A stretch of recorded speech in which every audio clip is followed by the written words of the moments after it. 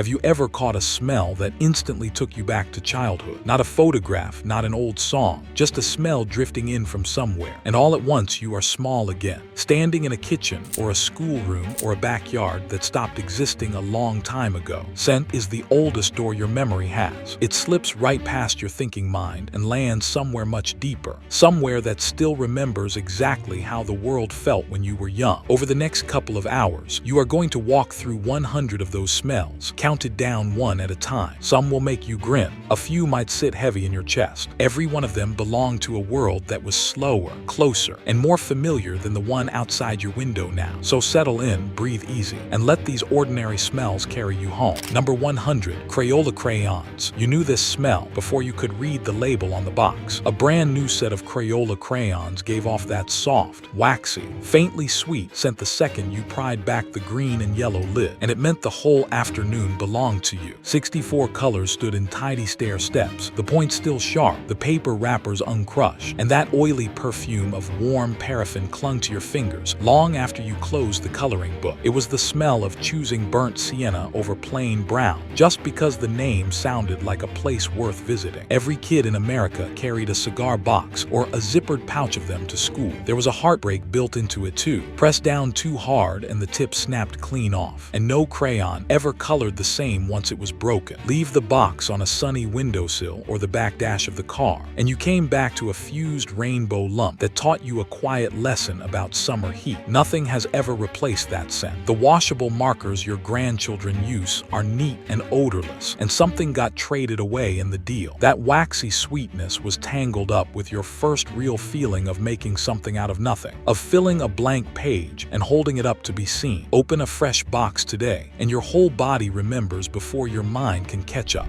On the first warm Saturday when every yard on the block roared to life. Number 99, freshly cut grass. That green, sharp, almost sweet scent rolling across the yard was the true smell of summer starting. Freshly cut grass hit you the moment your father yanked the mower to life. A heavy tang of sap and chlorophyll that meant school was nearly out, and the long evenings were coming. The blades threw a fine mist of clippings that stuck to your bare ankles and the sides of your sneakers, and the whole street breathed it in on Saturday mornings, when every man on the block seemed to mow at once. You raked the cuttings into piles you were not supposed to jump in, and jumped in anyway. Scientists will tell you that smell is the grass wounding itself, releasing compounds as it is cut, but you did not need the chemistry. You knew it as the starting gun for kick the can and firefly jars and bike rides that lasted until the streetlights buzzed on. There was a cost hiding in the sweetness. The clippings stained your good clothes green, the pollen set some noses running, and the old rotary mowers could fling a hidden rock hard enough to crack a window. Still, cut grass was the scent of a neighborhood that spent its evenings outdoors, doors open, kids loose in the yards. Today, a robot trims some lawns in silence, and bagged clippings vanish before anyone notices. Catch that green smell now and you are 8 years old again. Grass stains on your knees, the whole summer stretched out ahead. Did the next smell come from a little yellow can you popped open at the kitchen table? Salty and strange and unforgettable. Number 98, Play-Doh. Pop the lid on a fresh can of Play-Doh and that smell hit you first, before your fingers ever touched the dough. Salty, slightly weedy, a little vanilla underneath. Warm the way the inside of a bakery is warm. It was a scent nobody could describe and nobody ever forgot. The stuff itself was flour and salt, and water at heart, cool and soft when you rolled it into snakes across the kitchen table. And that particular perfume rose up out of the little cardboard cans with the plastic lids you were always losing. Red, blue, yellow, white. All of it eventually mashed into one grayish-brown ball, no matter how carefully your mother tried to keep the colors apart. The smell lived on your hands through supper. It started life as a wallpaper cleaner, before somebody realized children would rather squish it than clean with it. And from then on, it belonged to rainy afternoons and quiet corners of kindergarten. There were downsides you learned young. Leave the lid off overnight and the dough dried into a crumbling rock by morning. Push it into the carpet and it stayed there for weeks. A curious toddler always tried a bite, and that salt taste cured them fast. None of it mattered. The color, the squish, And above all, that smell made an ordinary afternoon feel like something. They still sell it, and they say the scent is nearly the same, though your nose swears the old cans were better. One whiff and you are back at that table, with the afternoon light coming in. Did the next smell rise up off the sidewalk the moment the summer sky finally broke open? Number 97. Rain on hot summer pavement. The first fat drops of a summer storm hitting sun-baked pavement released a smell so particular it stopped you cold on the porch. Dusty, mineral, green and gray all at once. It rose up off the sidewalk and the driveway the instant the rain touched down after a long dry spell. You stood at the screen door and breathed it in, while the sky went dark in the middle of the afternoon, and the temperature dropped 10 degrees in a minute. That smell meant the heat was breaking, meant you could finally run outside and stomp through the warm puddles collecting at the curb. Scientists gave it a name, petrichor, for the oils and the dust the rain kicks loose, but you just called it the smell of rain coming. It carried the promise of worms on the walk in the morning and a creek running high by afternoon. The storm had its dangers, the lightning that sent your mother calling you in from the yard, the thunder that rattled the windows and sent the dog under the bed. Sometimes the power flickered and you ate supper by candlelight, which felt like an adventure rather than a problem. That smell has not changed one bit.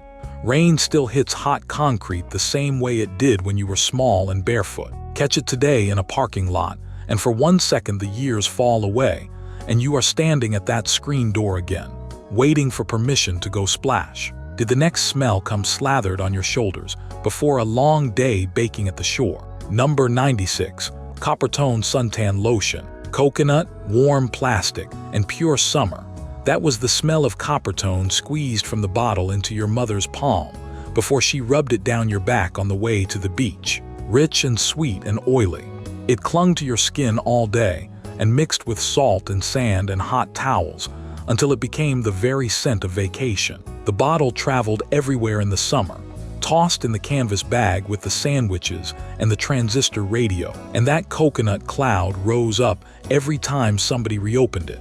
You could smell it on the car seats for weeks after. It meant the pool, the lake, the long, slow afternoons where time barely moved and your only job was to not turn pink. Back then, nobody fussed much about the sun.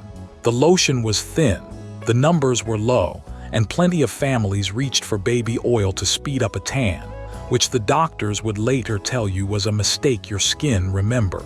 You learned the hard way what a real burn felt like. The tight, hot shoulders and the peeling that followed. The aloe your mother patted on at bedtime. Even so, that smell was joy in a bottle. It said no school, no schedule, nothing to do but be a kid in the sun. The formulas are different now, thicker and higher and more careful, but a whiff of coconut sunscreen still drops you straight onto that beach towel. Did the next smell rise up in a wave of blue the moment you pushed through the gate, and the whole crowd of kids was already screaming in the water? Number 95. Chlorine at the swimming pool. That sharp bite of chlorine hit you the moment you walked through the gate at the public pool, and your whole summer lit up, clean and stinging and unmistakable. It hung in the air over the water and soaked into your hair and your suit until you carried it home on your skin. You smelled it on your fingers at supper, tasted it faintly on your lips, and it never once occurred to you to mind. It was the smell of the high dive in the snack bar, of the lifeguard's whistle, and the 10-minute adult swim that felt like an hour. The town pool was where the whole neighborhood ended up on a July afternoon, kids turning brown, mothers on lounge chairs, the concrete deck hot enough to burn your feet on the walk to the shallow end. That chlorine did a job, keeping the water clean for the 100 bodies churning through it. But it took a toll too. It turned your eyes red and stung when you opened them underwater, dried your hair to straw by August, and faded a bright suit to a ghost of its color by Labor Day. None of that stopped you. You stayed in until your fingers pruned and your lips went blue and the guard finally cleared the pool. Indoor pools still carry that smell, and one breath of it walks you straight back to that chain link fence and that first cold plunge. Did the next smell come off a fresh sheet of purple ink, still damp, pressed straight to your nose the second the teacher handed it down the row? Number 94. Mimeograph sheets. The teacher handed the stack down each row, and the first thing every kid did was lift the sheet and breathe it in. Mimeograph paper carried a smell like nothing else in the building, sweet and sharp and chemical, the purple ink still faintly damp. A whiff of solvent that went straight to your head for a second. The letters came out in that soft violet color, sometimes smudged, sometimes so pale at the bottom you had to squint, and the whole class pressed the fresh copies to their faces before the teacher had finished passing them out. It was the smell of a pop quiz you did not want, and a word search you did. The machine lived down in the school office, a hand-cranked drum that spun out copy after copy on that alcohol-based fluid, and the person running it went a little dizzy by the end of a long run. That was the hidden cost nobody talked about. The fumes off the duplicating fluid that filled a small room fast. For you it was pure novelty, the coolest smell in a school day otherwise full of chalk and floor wax. By the time you reached high school, the machines were fading out, replaced by copiers that made crisp black pages with no smell at all, and something got lost. That damp purple perfume was the smell of a worksheet fresh off the drum, warm from the machine. Catch a hint of it today and you are back in that desk, sheet lifted to your nose. Did the next smell curl up from the little tray under your desk? Wood and rubber together. Number 93. Pencil shavings and a pink eraser. Cranked the little sharpener, bolted to the classroom wall, and that smell rose up at once. Cedar and graphite curling out in one warm ribbon. Pencil shavings had a woody sweetness to them, sharp and clean, and it mixed with the rubbery smell of a fresh pink eraser into something that was pure school to you. You saved the long curls sometimes, admired the perfect spiral before you dumped the tray, and the whole thing meant a fresh start on a page you had smudged too badly to save. The eraser was a pink pearl, or the pink nub on the pencil's own end, and rubbing out a wrong answer left little pink crumbs you swept off the desk with the side of your hand. That smell was tied to spelling tests and long division, to the sound of 20 pencils scratching at once in a quiet room. There was frustration folded into it. The way an eraser could tear right through the paper if you scrubbed too hard. The way a cheap one just smeared the pencil into a gray ghost instead of lifting it. The good ones, the soft ones, felt like a small mercy. Mechanical pencils and keyboards took over, and the wall sharpener with its satisfying grind mostly disappeared, taking that cedar smell with it. Sharpen a real wooden pencil today, and it comes flooding back. The classroom, the tray of curls, the fresh page waiting. Did the next smell rise off the shelves in the quietest room in the building?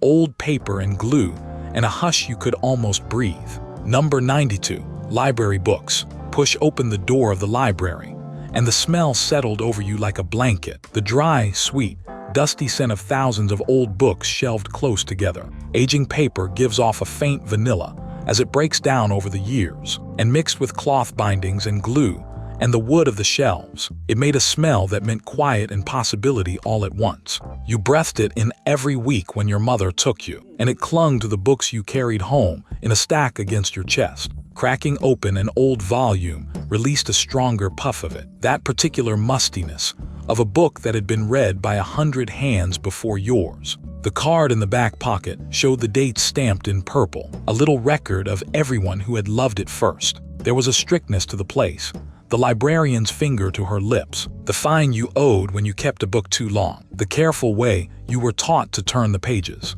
Some of the oldest books carried a mustiness that made you sneeze, and a few had that sour smell of pages left damp once and dried out wrong. None of it kept you away. The library was where a rainy Saturday turned into a trip somewhere else entirely. Libraries still smell like this, and one deep breath inside the doors brings back the hush and the stacks and the weight of books in your arms. Did the next smell come out of a little waxy wrapper with a comic tucked inside, sweet and pink and impossible to resist? Number 91. Bazooka bubble gum. Unwrap a fresh chunk of bazooka and that smell hit you first, sweet and pink and almost fruity, a candy perfume that promised more flavor than the gum ever delivered. The block was hard as a brick for the first few chews, and that initial burst of sugar and scent was the best part, fading fast the way penny candy always did. Inside the wax paper wrapper was the little Bazooka Joe comic, folded tight, the Eye Patch Kid and his gang running through a joke you read while you chewed.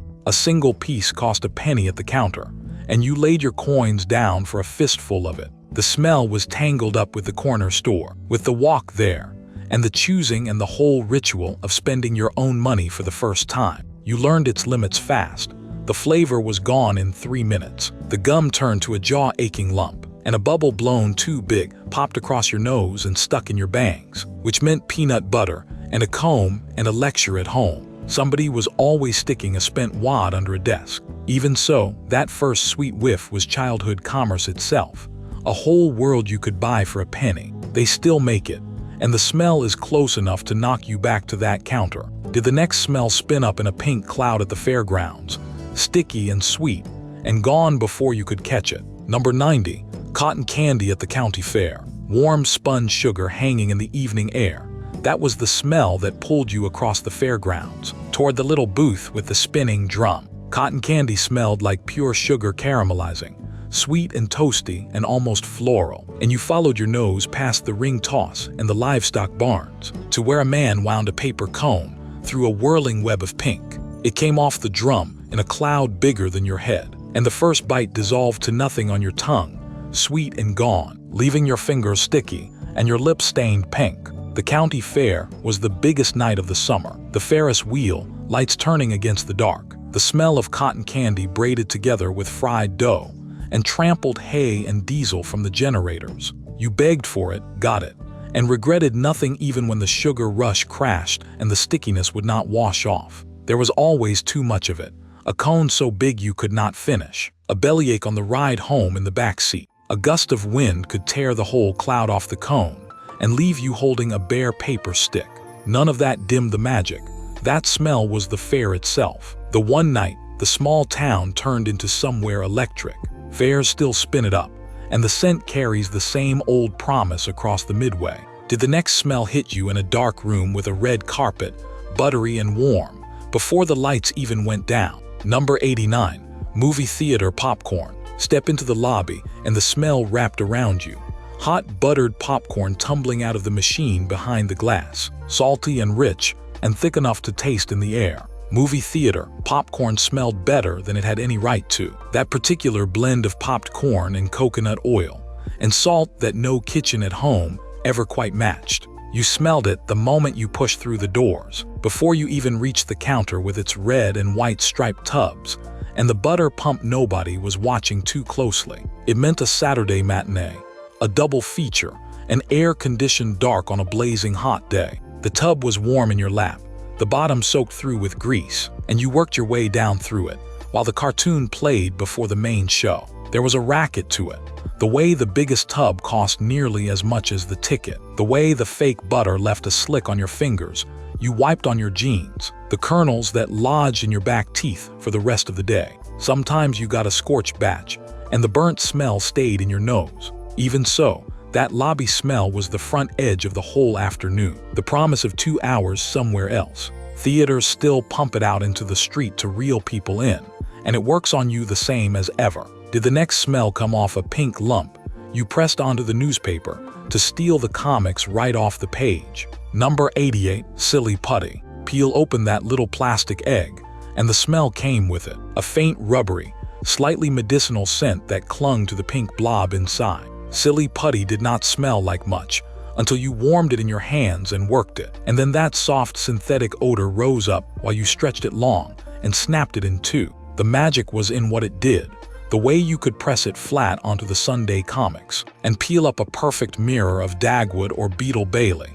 The ink lifted clean onto the putty. You stretched that copy sideways until the faces went funny, then rolled the whole thing into a ball and bounced it off the floor. It came out of a NASA-adjacent accident in a lab, a rubber substitute that turned out to be good for nothing useful and everything fun. That was its charm and its trouble both. Leave it on the carpet, and it melted into the fibers and would not come out. Press it into your sister's hair, and the afternoon ended in tears. Let it sit too long and it slumped into a puddle, half liquid, half solid, obeying rules no other toy did. None of that mattered when you were 9, and stretching a comic strip into taffy. They still tuck it into those plastic eggs, and the smell is the same faint rubber it always was. Did the next smell come out of a jar with a little brush, white and thick, and sweet enough that somebody in the class always ate it. Number 87, school paste. Somewhere in every classroom sat a jar of white paste with a little brush stuck through the lid, and it gave off a cool, faintly sweet, almost minty smell that every kid who ever went to grade school remembers. School paste was thick and smooth, made from wheat starch and water at its plainest, and it went on cold and gloppy when you brushed it onto colored construction paper for an art project. That smell rose up the moment you unscrewed the lid, clean and starchy, and it meant valentines and paper chains and turkeys traced from the outline of your own hand. Every class had one kid who could not resist a taste of it, and the paste was made mild and harmless precisely because so many of them tried. It had its problems. It dried your paper into a warped, wrinkled mess if you laid it on too thick, buckling the construction paper into stiff ridges. It flaked off gray and crumbly once it dried, and a project left overnight sometimes came apart at the seams. The brush went stiff if you forgot the lid, and the jar developed a crust. None of that dulled the pleasure of that cool, sweet smell and the squish of it under the brush. Glue sticks took over eventually, tidy and odorless, and the paste jar with its little brush mostly vanished from the supply closet. Catch that starchy scent somewhere today, and you are back at a low table cutting shapes with round, tipped scissors. Did the next smell drift off the blackboard in a fine, dry cloud every time the teacher set down the chalk? Number 86. Chalk dust at the blackboard. That dry, dusty, faintly powdery smell of chalk hung around every blackboard in every classroom for generations. Chalk dust rose in a soft cloud when the teacher wrote fast, and it settled on the little tray at the bottom of the board, where the stubs and the erasers lived. You smelled it strongest when you got picked to clap the erasers clean, two felt blocks beaten together out by the back steps, until a white fog surrounded your head and coated your good shirt. It was a smell of long division worked out in front of the class, of your name written on the board for the wrong reasons, of the scratch and squeak of chalk that set everyone's teeth on edge. The dust got everywhere, into the chalk tray, onto the teacher's dark skirt, up your nose if you clapped the erasers too close to your face. A stick of chalk snapped if you pressed too hard, and the squeal of a bad angle against the slate made the whole room wince. Some kids came home with chalk on their sleeves every single day. None of that changed the fact that clapping the erasers was a job worth raising your hand for. Whiteboards and smartboards pushed the blackboard out, and with it went that fine dry dust and the felt erasers and the whole ritual of cleaning them. Catch that powdery smell today and you are back at the board, chalk in hand, the class watching you work. Did the next smell come, folded up on the front step on a Sunday morning? Ink and newsprint together. Number 85. The Sunday comics and fresh newsprint. Spread the Sunday paper out on the living room floor, and that smell came up to meet you.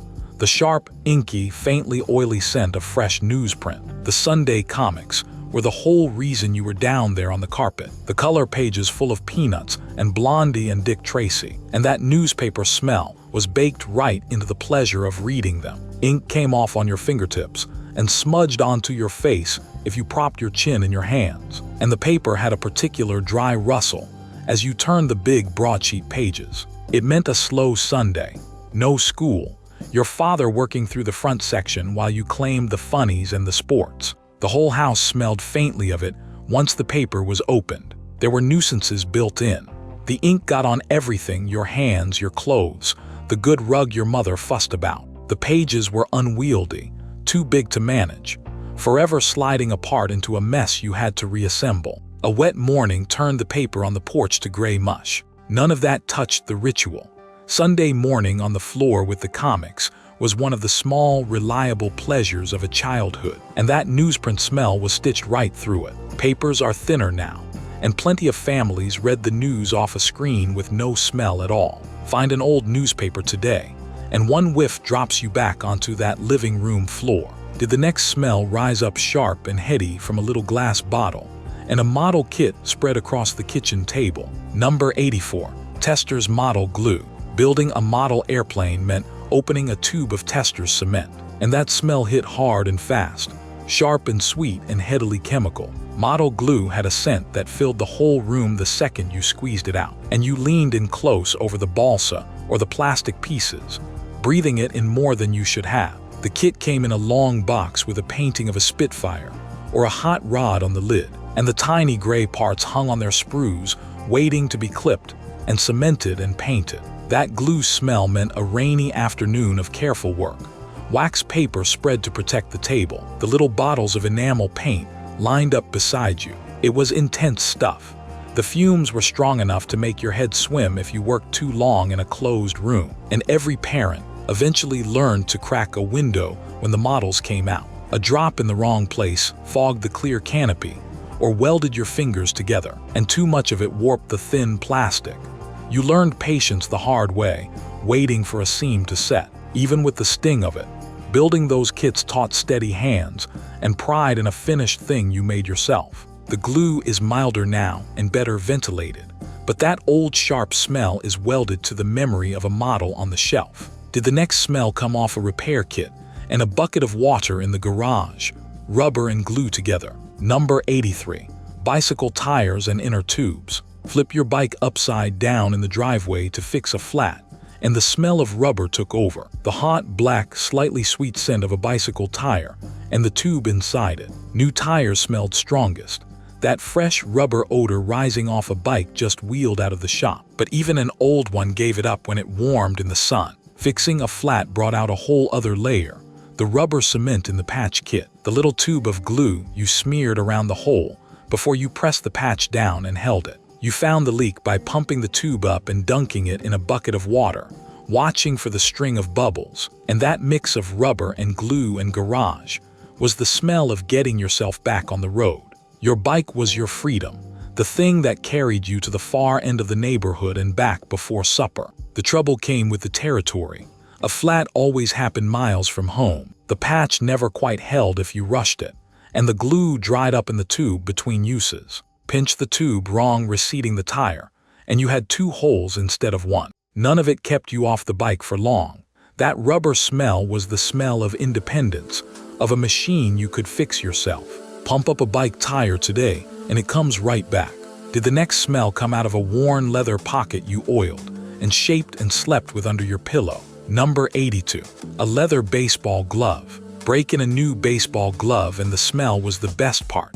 Rich leather and neatsfoot oil, deep and warm and a little animal. A ball glove smelled like the sporting goods store, and the ball field in long summer evenings all at once. And you worked that oil into the pocket with your fingers, folded a ball inside, and wrapped the whole thing tight with rubber bands to shape it. Some kids slept with the glove under the mattress to speed things along. That leather smell got on your hand and stayed there, and you lifted the glove to your face between pitches without even thinking about it, breathing it in while you waited for the next grounder. It was the smell of catch with your father in the backyard, until it got too dark to see the ball. The glove asked something of you. New leather was stiff and useless until you put in the hours to break it down, and a glove left out in the rain dried hard and cracked and never felt the same. The oil that softened it also darkened it, and too much turned the leather heavy and slow. You learned to care for a thing you loved. That smell of oiled leather is still the smell of summer to a certain kind of kid grown old, and a glove pulled out of the closet today carries it yet. Did the next smell come box fresh off your feet on the first day of school? Canvas and rubber together. Number 81. A new pair of Keds. Lift a fresh pair of Keds out of the box and that smell rose up. New canvas and raw rubber, clean and sharp and full of promise. New sneakers smelled like the shoe store, like the start of the school year, like the possibility that this year you might finally run faster than anybody. The white rubber toe was still bright and unscuffed, the canvas stiff, the laces crisp, and you were sure, dead sure, that these shoes would make you quicker than the old ones. That smell of fresh rubber meant a clean slate, and you wore them out of the store if your mother let you. It was the scent of gym class, and the playground, and the endless races that settled who was fastest on the block. The newness never lasted.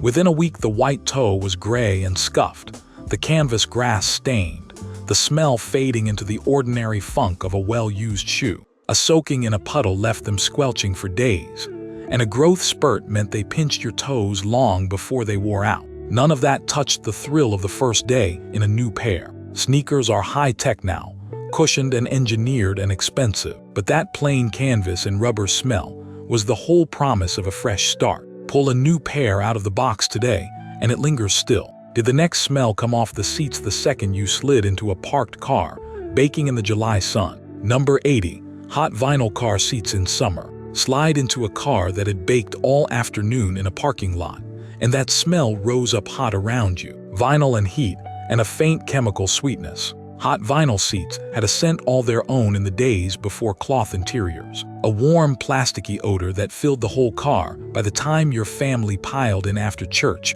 or the grocery store. The seats themselves were hot enough to burn the backs of your bare legs, and you yelped and hovered until your mother rolled the windows down, and the moving air made it bearable. That smell meant summer, meant the long drive to the lake with everyone stuck to the seats, meant the particular misery and joy of a family car with no air conditioning. You cranked the window with a handle and hung your arm out to catch the wind. There was real suffering in it.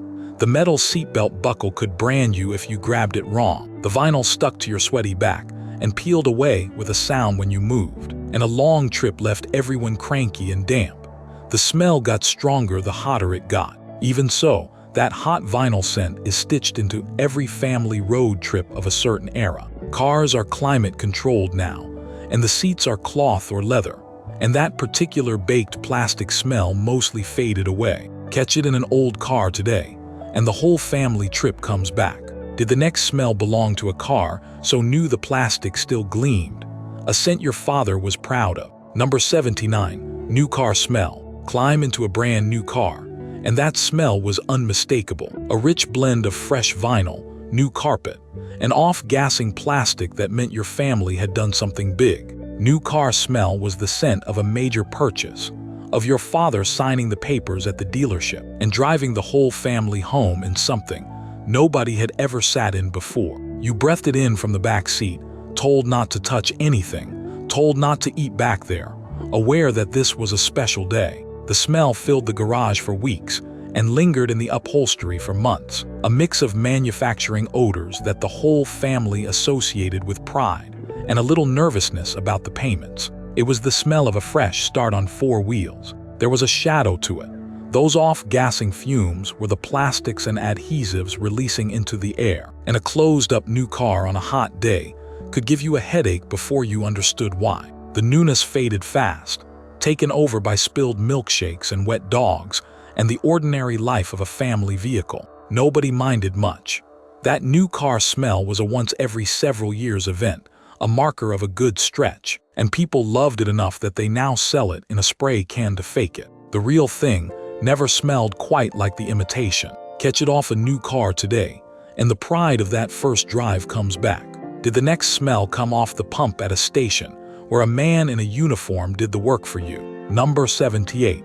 Gasoline at the full-service station. Pull up to the pumps and roll down the window, and the smell of gasoline drifted in, sharp and heady and strangely not unpleasant. Gas at the full-service station was a smell tangled up with a man in a uniform and a cap who came out to your window, pumped your fuel, checked your oil, and wiped your windshield without being asked. You waited in the back seat, breathing in those fumes while he worked, and for reasons nobody can fully explain, plenty of kids secretly liked the smell. It meant a road trip beginning, meant your father handing cash through the window, meant the bell that dinged when a car rolled over the hose. The station gave away drinking glasses and trading stamps, and maps you never refolded right. The smell had a dark side people did not yet understand. The gasoline of that era carried lead, and those fumes you breathed at the pump were doing quiet harm nobody measured at the time. Spills happened, the smell soaked into everything, and a station was a place of grease and danger as much as service.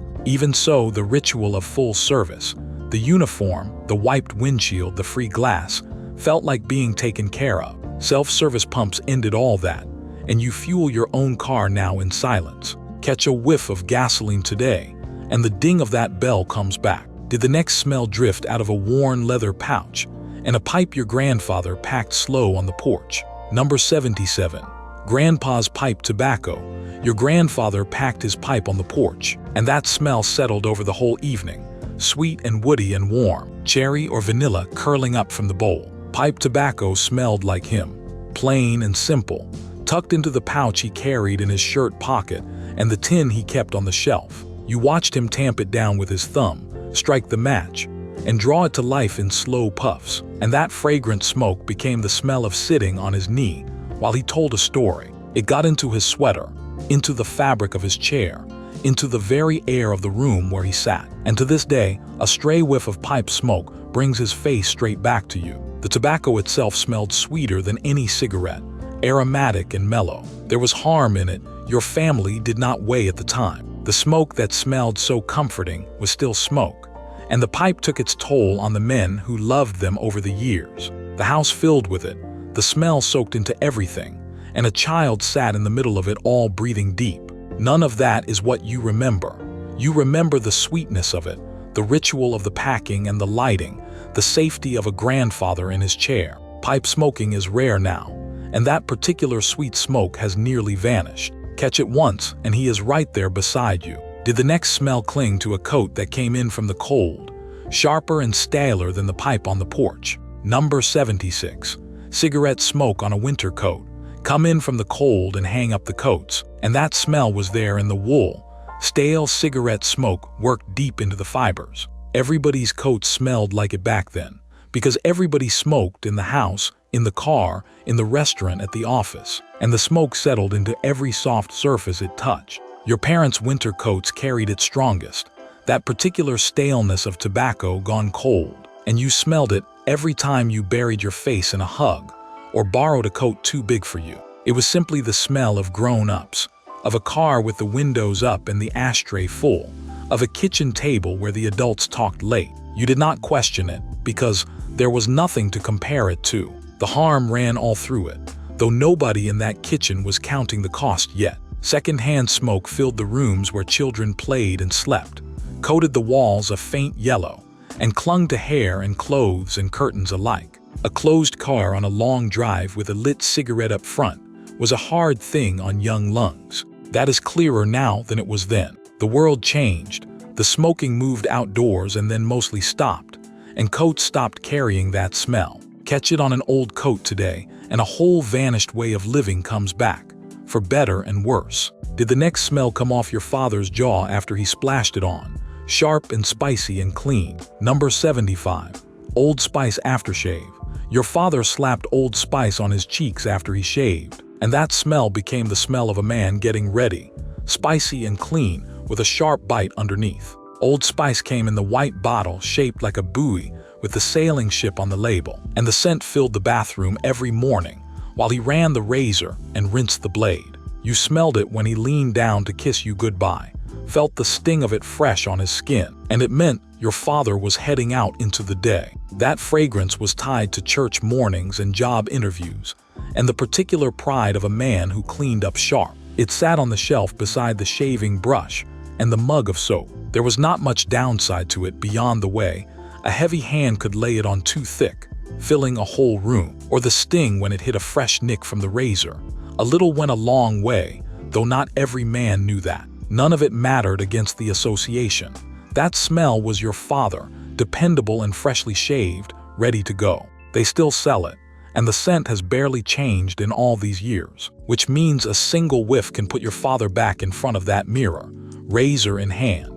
Did the next smell come off your mother's hair in a stiff cloud she sprayed on before she went out? Number 74. Aquanet hairspray. Your mother teased her hair up and locked it in place with Aquanet, and that smell filled the bathroom in a stiff chemical cloud. Aquanet came in the tall can, and the hiss of it was the sound of getting ready to go somewhere nice. The scent sharp and sweet and lacquer-like, hanging in the air long after she left the room. She bent at the mirror, backcombed her hair into shape, and sprayed until it would not move in a stiff wind, and you sat on the edge of the tub breathing it in and watching the transformation. That smell meant a wedding, a night out, church, any occasion worth fixing your hair for. It coated the mirror and the counter in a faint sticky film. The king carried more danger than anyone knew then.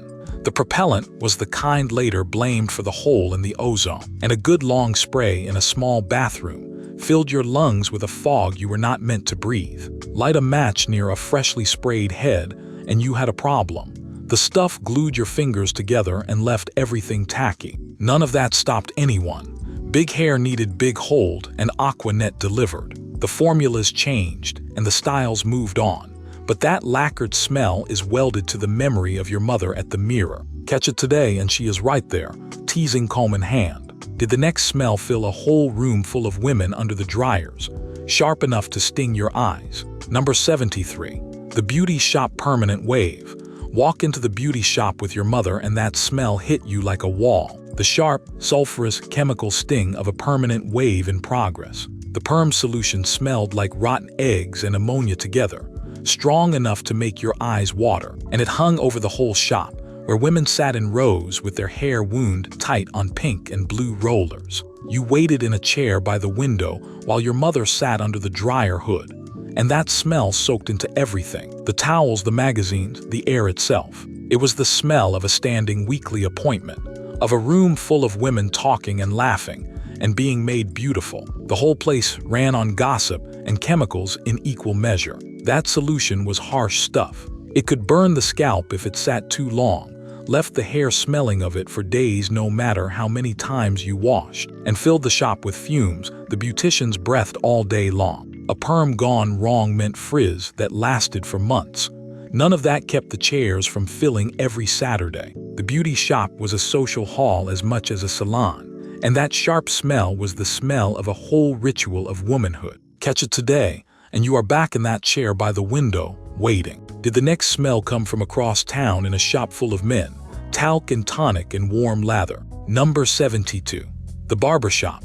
Push open the door of the barbershop and a warm cloud of smells wrapped around you. Talcum powder and hair tonic, and the clean sting of the blue liquid the comb soaked in. The barbershop had a scent unlike anywhere else: bay rum and witch hazel, and the powder the barber dusted on the back of your neck with a soft brush at the end of the cut. You sat up on the board, laid across the arms of the chair, so you were tall enough, and the barber draped the cape and went to work with the buzzing clippers, while your father waited his turn reading the paper. That smell meant a fresh haircut, a lollipop if you sat still, the particular grown-up feeling of a place that belonged to men. The striped pole turned outside. There was a sting to parts of it. The clippers pinched if the barber moved fast. The loose hairs worked down your collar and itched all day. And the tonic he combed in was greasy enough to leave a mark on your pillow. Some barbers talked your ear off, and some never said a word. None of it dimmed the ritual. The barbershop was where a boy learned to sit still and act like a man, and that smell of talc and tonic was stitched right through it. Catch it today in an old-fashioned shop, and you are back up on that board. Did the next smell come out of a little sample vial your mother dabbed on her wrist from a catalog? Number 71. Avon Perfume Samples. The Avon lady came to the door with her case, and out of it came a smell of a dozen perfumes at once, floral and sweet, and overpowering in the best way. Avon samples were the tiny lipstick-sized tubes and the little vials your mother collected, and each one carried a different scent.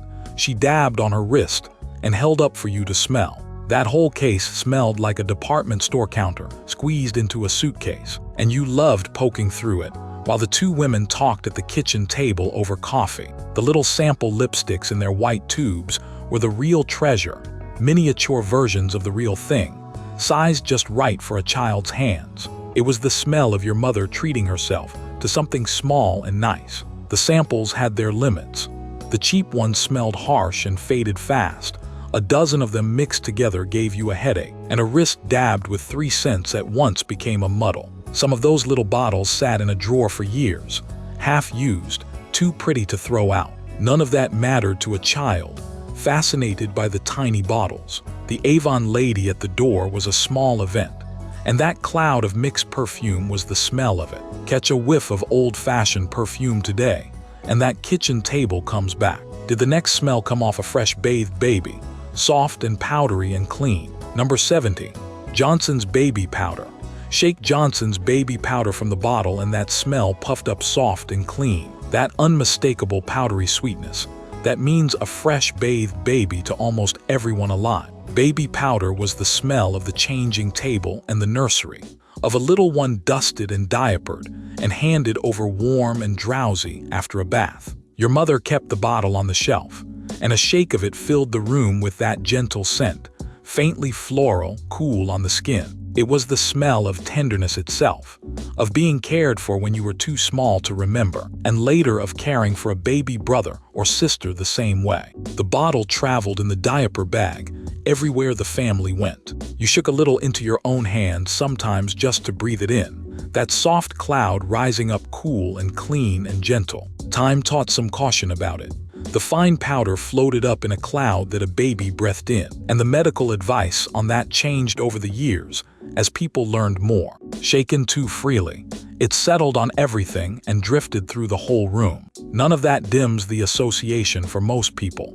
That powdery smell is warmth and safety, and a clean, sleepy baby, one of the most tender scents a person carries. They still make it, and one shake of the bottle brings the nursery flooding back. Did the next smell rise up from a plain white bar in the bath? So simple it floated in the tub. Number 69. Ivory soap. A bar of Ivory soap gave off a clean, plain, honest smell. No perfume to speak of, just the scent of soap doing its job. Ivory was the white bar that floated, the one your mother swore by because it was pure and simple and cheap.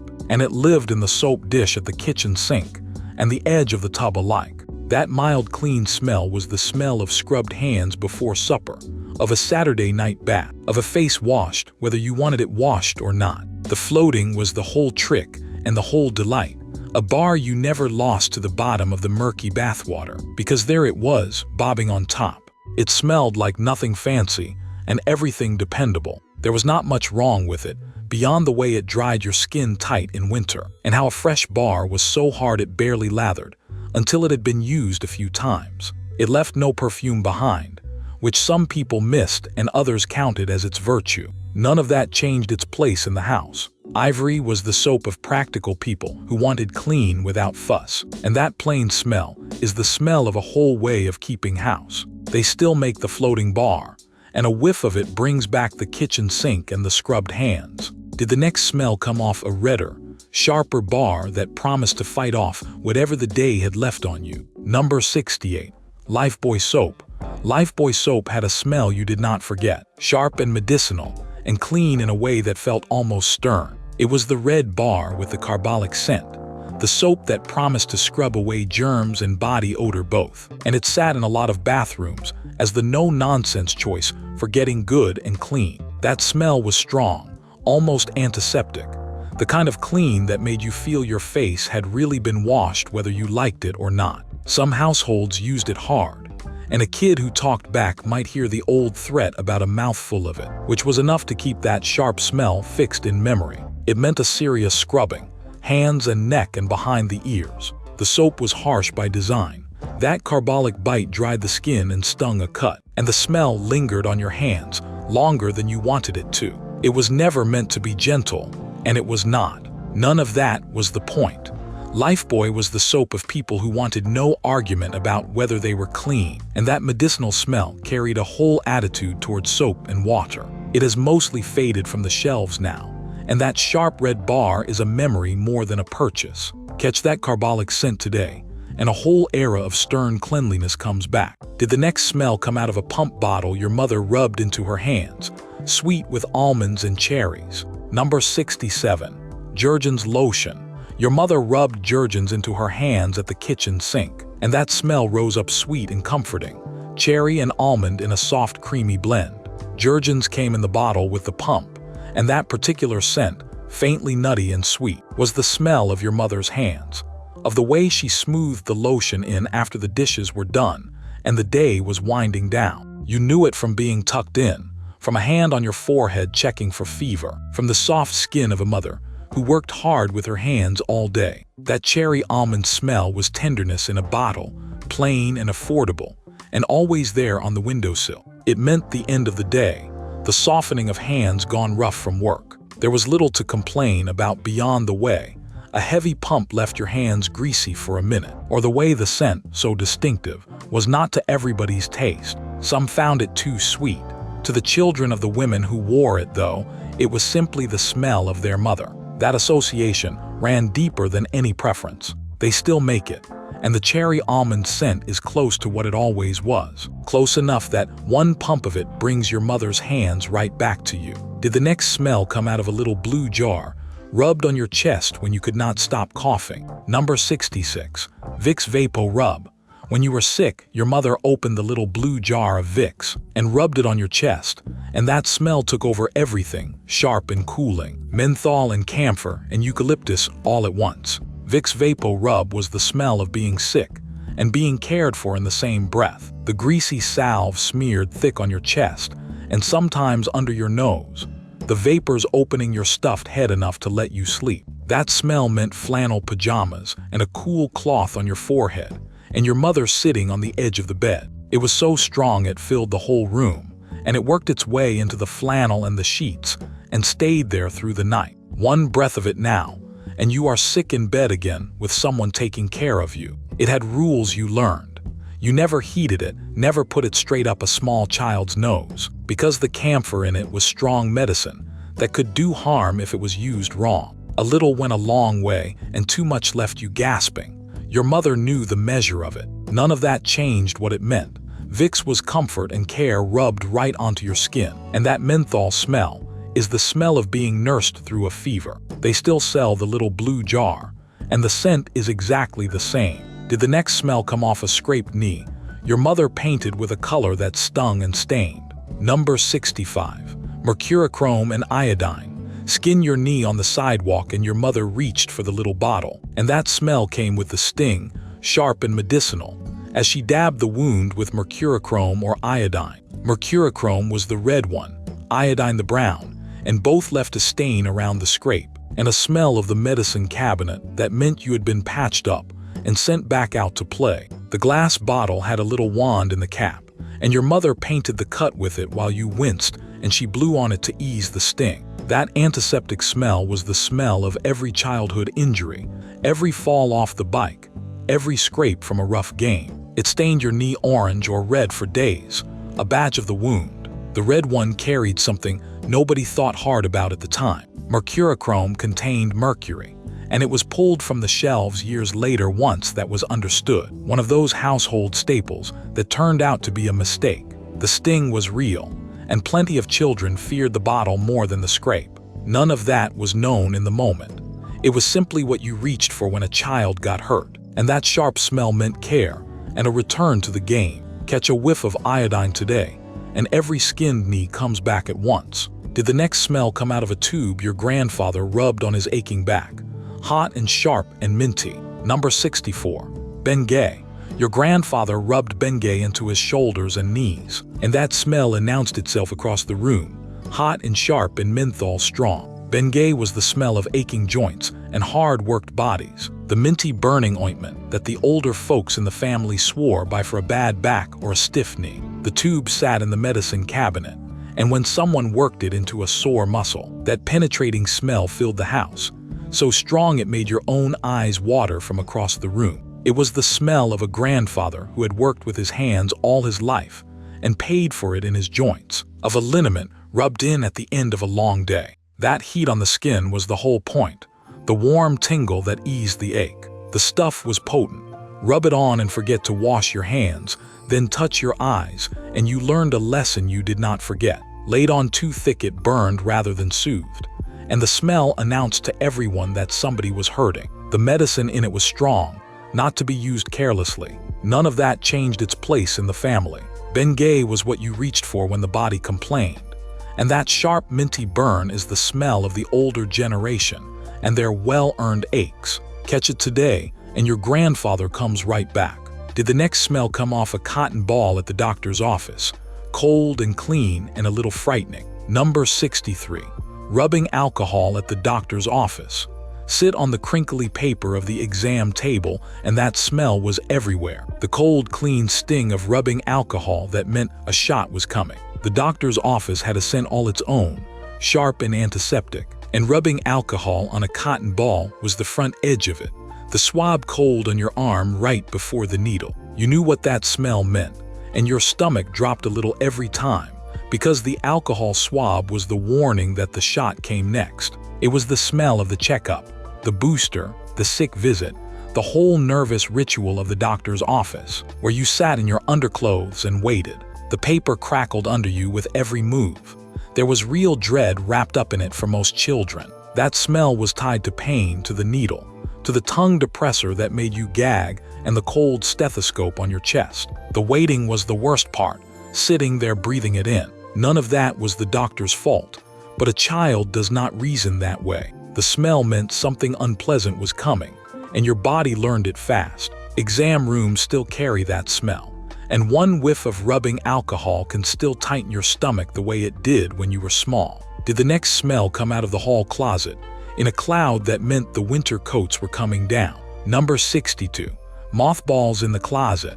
Open the cedar closet or the trunk where the winter things were stored, and that smell rolled out, sharp and stinging and unmistakable, the smell of mothballs. They were the little white balls tucked into the coat pockets and the blanket chests to keep the moths from eating the wool, and that pungent chemical odor soaked into everything they touched. You smelled it on your winter coat the first cold day, on the good blankets pulled out for company, on Grandma's Sunday dress that lived in the closet all summer. It was the smell of things put carefully away and brought back out again, of a household that made its clothes last for years. The smell said somebody was taking care to protect what the family owned. The stuff was harsher than anyone treated it. Mothballs were made of naphthalene or a chemical cousin, and those fumes filling a closed closet were not something you were meant to breathe deep, nor were the balls anything a small child should ever get hold of. The smell clung to a coat for days, and you wore it to school whether you liked it or not. None of that stopped their use. Mothballs were how you kept the moths out before better ways came along, and that sharp smell is the smell of grandmother's closet and the careful thrift of a whole generation. Catch it today, and that closet door swings open again. Did the next smell come off the wood itself, sweeter and warmer from the chest at the foot of the bed? Number 61. A cedar chest.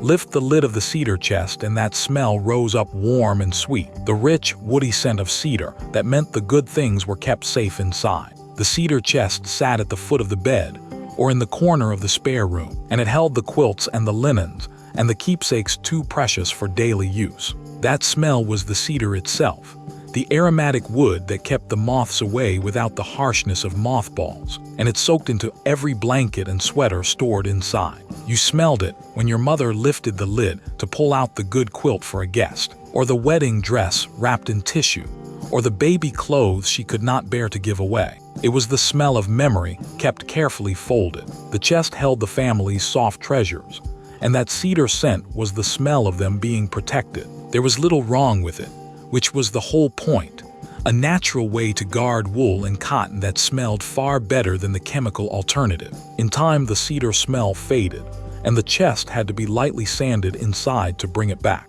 Even faded, it carried the weight of everything stored there over the years. The cedar chest was where a family kept its softest history, and that warm, woody smell is the smell of lifting the lid on it. Catch it today, and grandmother's chest opens again. Did the next smell come off the good furniture your mother polished until it shone, lemon bright and clean? Number 60. Lemon Pledge. Saturday morning meant cleaning, and cleaning meant the smell of lemon pledge drifting through the house. Pledge came in the yellow can, and that bright artificial lemon scent filled the living room, while your mother sprayed it on a rag and worked it into the coffee table and the sideboard until the wood came up glowing. That smell meant company was coming, or Sunday, or simply that the week's dust had gone too far to ignore. You knew it as the smell of a house being put right, of furniture rubbed to a shine, of your mother moving room to room with the can and the cloth. The lemon in it was sharp and clean and cheerful, nothing at all like a real lemon, but somehow better suited to the job. It cut the dust and left a shine, and made the whole house smell tended. There were small troubles in it. Sprayed too heavy, it left a slick film that showed every fingerprint, and the wax built up over time into a haze that had to be cut back. The aerosol hung in the air, and a good long spray in a closed room was more than you wanted to breathe. None of that dimmed the satisfaction of a polished table. That lemon smell was the smell of a house cared for, of Saturday chores done right. They still make it, and one spray brings back the whole Saturday ritual. Did the next smell come up off the floors your mother mopped, piney and sharp and strong? Number 59. Pine Sol. Fill the bucket and swish in the Pine Sol, and that smell took over the whole house, sharp and piney, and strong enough to make the kitchen feel properly clean. Pine Sol was the amber liquid in the bottle, and its deep pine scent was the smell of mopped floors and scrubbed counters, of a mother down on her knees going after the kitchen linoleum until it shone. That smell said clean in a way nothing else did, cutting right through grease and grime with a piney bite that lingered for hours after the floor dried. You knew it as the smell of Saturday cleaning, of a kitchen you were not allowed to walk across until the floor was dry, of a whole house set right for the week. The pine cut through everything. There was a strength to it that demanded respect. Poured straight from the bottle, it was potent stuff, and the fumes filled a small kitchen fast, sharp enough to sting your eyes if you leaned over the bucket. Mixed carelessly with other cleaners, it could turn dangerous, which every careful housekeeper eventually learned. None of that dulled its reputation. Pine Sol was the smell of a house cleaned down to the corners, of pride in a spotless kitchen floor. They still make it, though the scent has softened over the years, and a whiff of real pine cleaner still brings back the mop, and the bucket, and the wet floor you had to wait to cross. Did the next smell come up in a gritty cloud when your mother scrubbed the sink white again? Number 58. Comet Scouring Powder. Shake Comet into the sink and scrub, and that smell rose up sharp and chemical, the clean, bleaky scent of scouring powder going after the stains. Comet came in the can with the holes in the top, and you shook out that green-tinged powder onto a wet rag or straight into the tub, and the gritty scrubbing sound and the sharp smell together meant the porcelain was getting scoured back to white. That smell was tied to the bathroom sink and the kitchen tub, to the rings and stains that built up over a week of use and needed real muscle and real grit to remove. It cut through anything, and the powder left a bleaky clean smell behind that said the job was done right. Your mother swore by it for the toughest stains. The stuff was rough by design. Scrub too hard with it and the grit could scratch the finish, dull the shine you were trying to restore, and the powder floated up in a cloud you breathed while you worked. The bleach in it was strong, not to be mixed with other cleaners, a rule the careful ones knew. None of that changed its place under the sink. Comet was the smell of a bathroom scrubbed all the way clean, of stains beaten by grit and elbow grease. They still sell the can with the holes in the top, and a shake of it brings the whole scrubbing back. Did the next smell hang over Monday morning, sharp and unmistakable, the smell of the whole week's wash? Number 57. Clorox Bleach on Wash Day. Monday was wash day, and the smell of Clorox bleach hung over the whole operation, sharp and clean and unmistakable. Bleach was how your mother got the whites bright white, poured into the wringer washer or the machine along with the sheets and the shirts, and that stinging chemical smell filled the laundry area and drifted through the house all morning. It meant the sheets coming off the beds, the whole week's wash sorted into piles on the floor, a full day of work that had a rhythm and a smell all its own. That bleach scent was the smell of clean linens and white shirts, of a household kept up to standard, of Monday given over entirely to the wash. It was hard work and everyone knew it. The bleach demanded care. A splash of it on your good clothes left a permanent white spot. A drop on colored fabric ruined it, and the fumes over a full wash tub were strong enough to catch in your throat. Mixed with the wrong cleaner, it turned dangerous fast, a lesson passed carefully from mother to daughter. None of that changed the ritual. Wash day was a fixed point in the week, and that bleach smell was the smell of a family's laundry done right. The machines are gentler now, and the whole day-long ritual mostly gone, but a whiff of bleach still brings back Monday morning and the sheets on the line. Did the next smell come up off the wood floors your mother cleaned with something gentler, oily and rich? Number 56. Murphy Oil Soap. Clean the good wood floors and the wood paneling with Murphy Oil Soap, and that smell came up rich and warm, oily and faintly nutty, gentle where the other cleaners were sharp. Murphy came in the bottle, and you mixed it into a bucket of warm water and washed the hardwood or the woodwork with it, and that soft vegetable oil smell filled the room with something that felt kind to the wood rather than harsh on it. That scent meant the good floors, the ones your mother would not attack with anything strong, the oak or the pine that needed feeding rather than stripping. It was the smell of wood cared for, of paneling wiped down and floors mopped gentle. The whole house felt warmer for it. There was little to hold against it. which was its virtue. A mild soap that cleaned without dulling the finish or filling the room with fumes. Used too wet it could raise the grain or leave a film. And a floor mopped too often with anything grew dull over time. But it was the gentle choice, and everyone knew it. That warm, oily smell was the smell of the good wood in the house being tended with care. They still make it, and a bucket of it brings back the woodwork and the wet gleam of a floor freshly washed. Did the next smell come in on the wind off the line? The freshest smell in the whole world. Number 55. Laundry off the clothesline.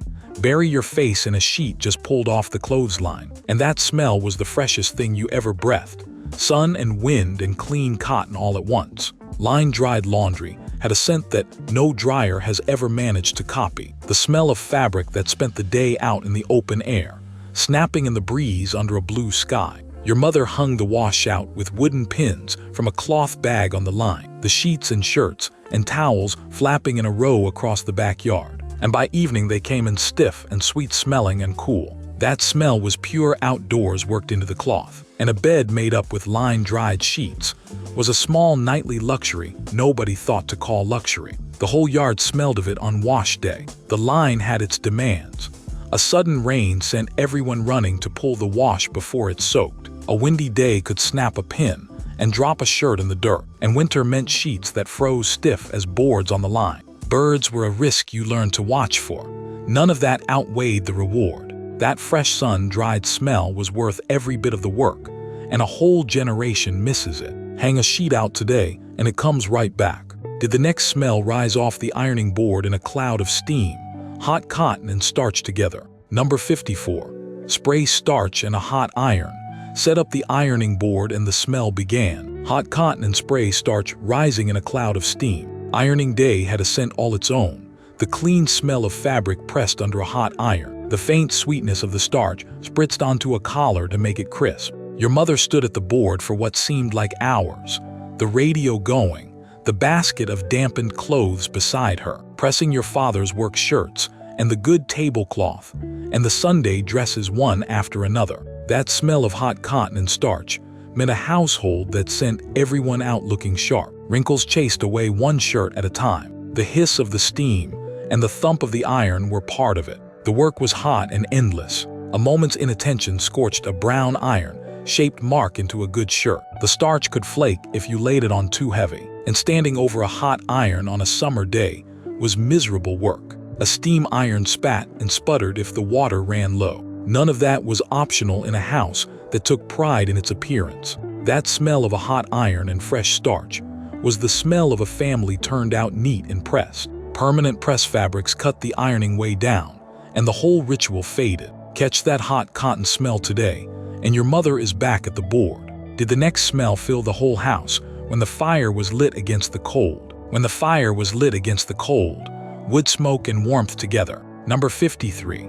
A wood stove. Light the wood stove on the first cold morning and that smell filled the house. Wood smoke and burning bark, and the particular warmth of a fire in an iron box. The wood stove was the heart of a lot of homes. The black cast iron stove in the kitchen or the parlor that heated the room and sometimes cooked the meals too.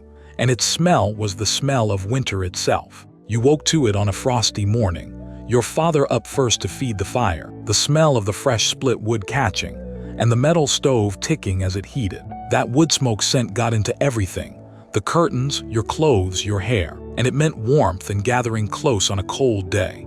The whole family drew near it. The stove asked for work. Wood had to be cut and split and hauled and stacked. The fire fed and tended, and never left to go out on a bitter night. The ashes shoveled out and the flue kept clean, so a chimney fire did not start. A stove damped wrong could fill the room with smoke, and a hot iron surface was a danger to small hands. None of that lessened its pull. The wood stove was where the family gathered when the cold came, and that wood smoke smell is the smell of a warm room in a hard winter. Catch it today, and the whole house gathers close again. Did the next smell come up from below, damp and dark and dusty, where the fuel was kept? Number 52. The coal cellar, down in the basement where the coal was kept. That smell was thick and particular, dusty and mineral and faintly sulfurous.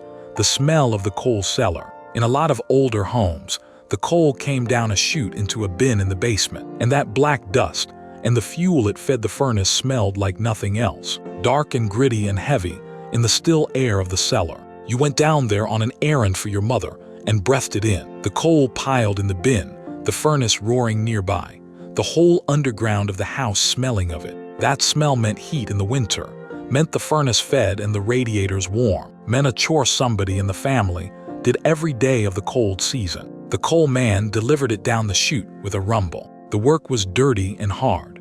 Somebody had to shovel that coal into the furnace and haul the ashes out, and the black dust got on everything, on hands and clothes and the cellar walls. A coal furnace needed constant tending, and the fumes and the dust were a burden on the lungs of whoever ran it. Cleaner heat came along and the coal cellars emptied out, the chutes bricked over, the bins hauled away. None of that erased the smell for those who knew it. The coal cellar was the smell of keeping a house warm the hard way. Did the next smell burn in a lamp when the power went out, oily and sharp? Number 51. A kerosene lamp. Light a kerosene lamp when the power went out, and that smell filled the room, oily and sharp.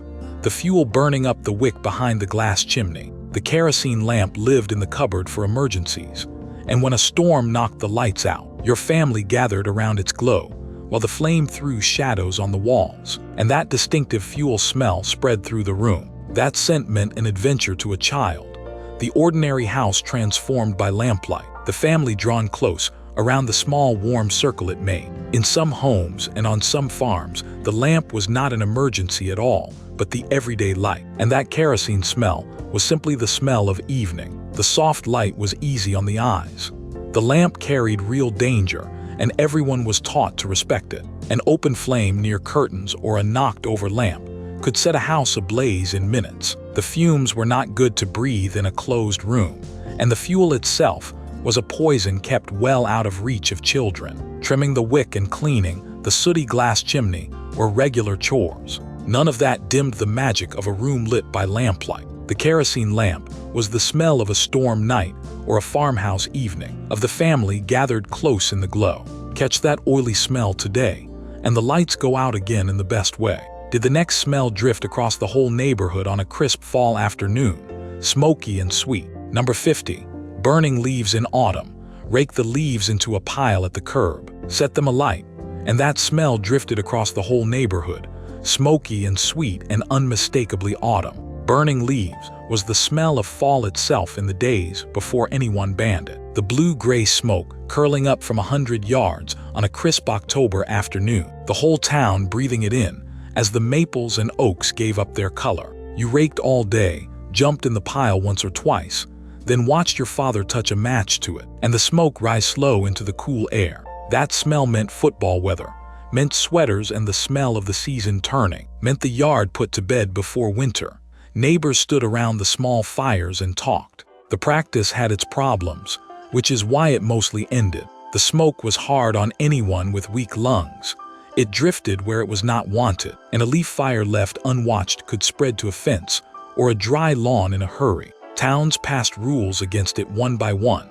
Now the leaves go into bags at the curb, and the smell is nearly gone from American autumns. Those who remember it miss it more than almost any smell on this list, because nothing else says fall quite the way it did. Catch a hint of leaf smoke today and the whole season comes rushing back, crisp and golden. Did the next smell rise off a fire built for fun instead of chores, out under the stars? Number 49. Campfire smoke.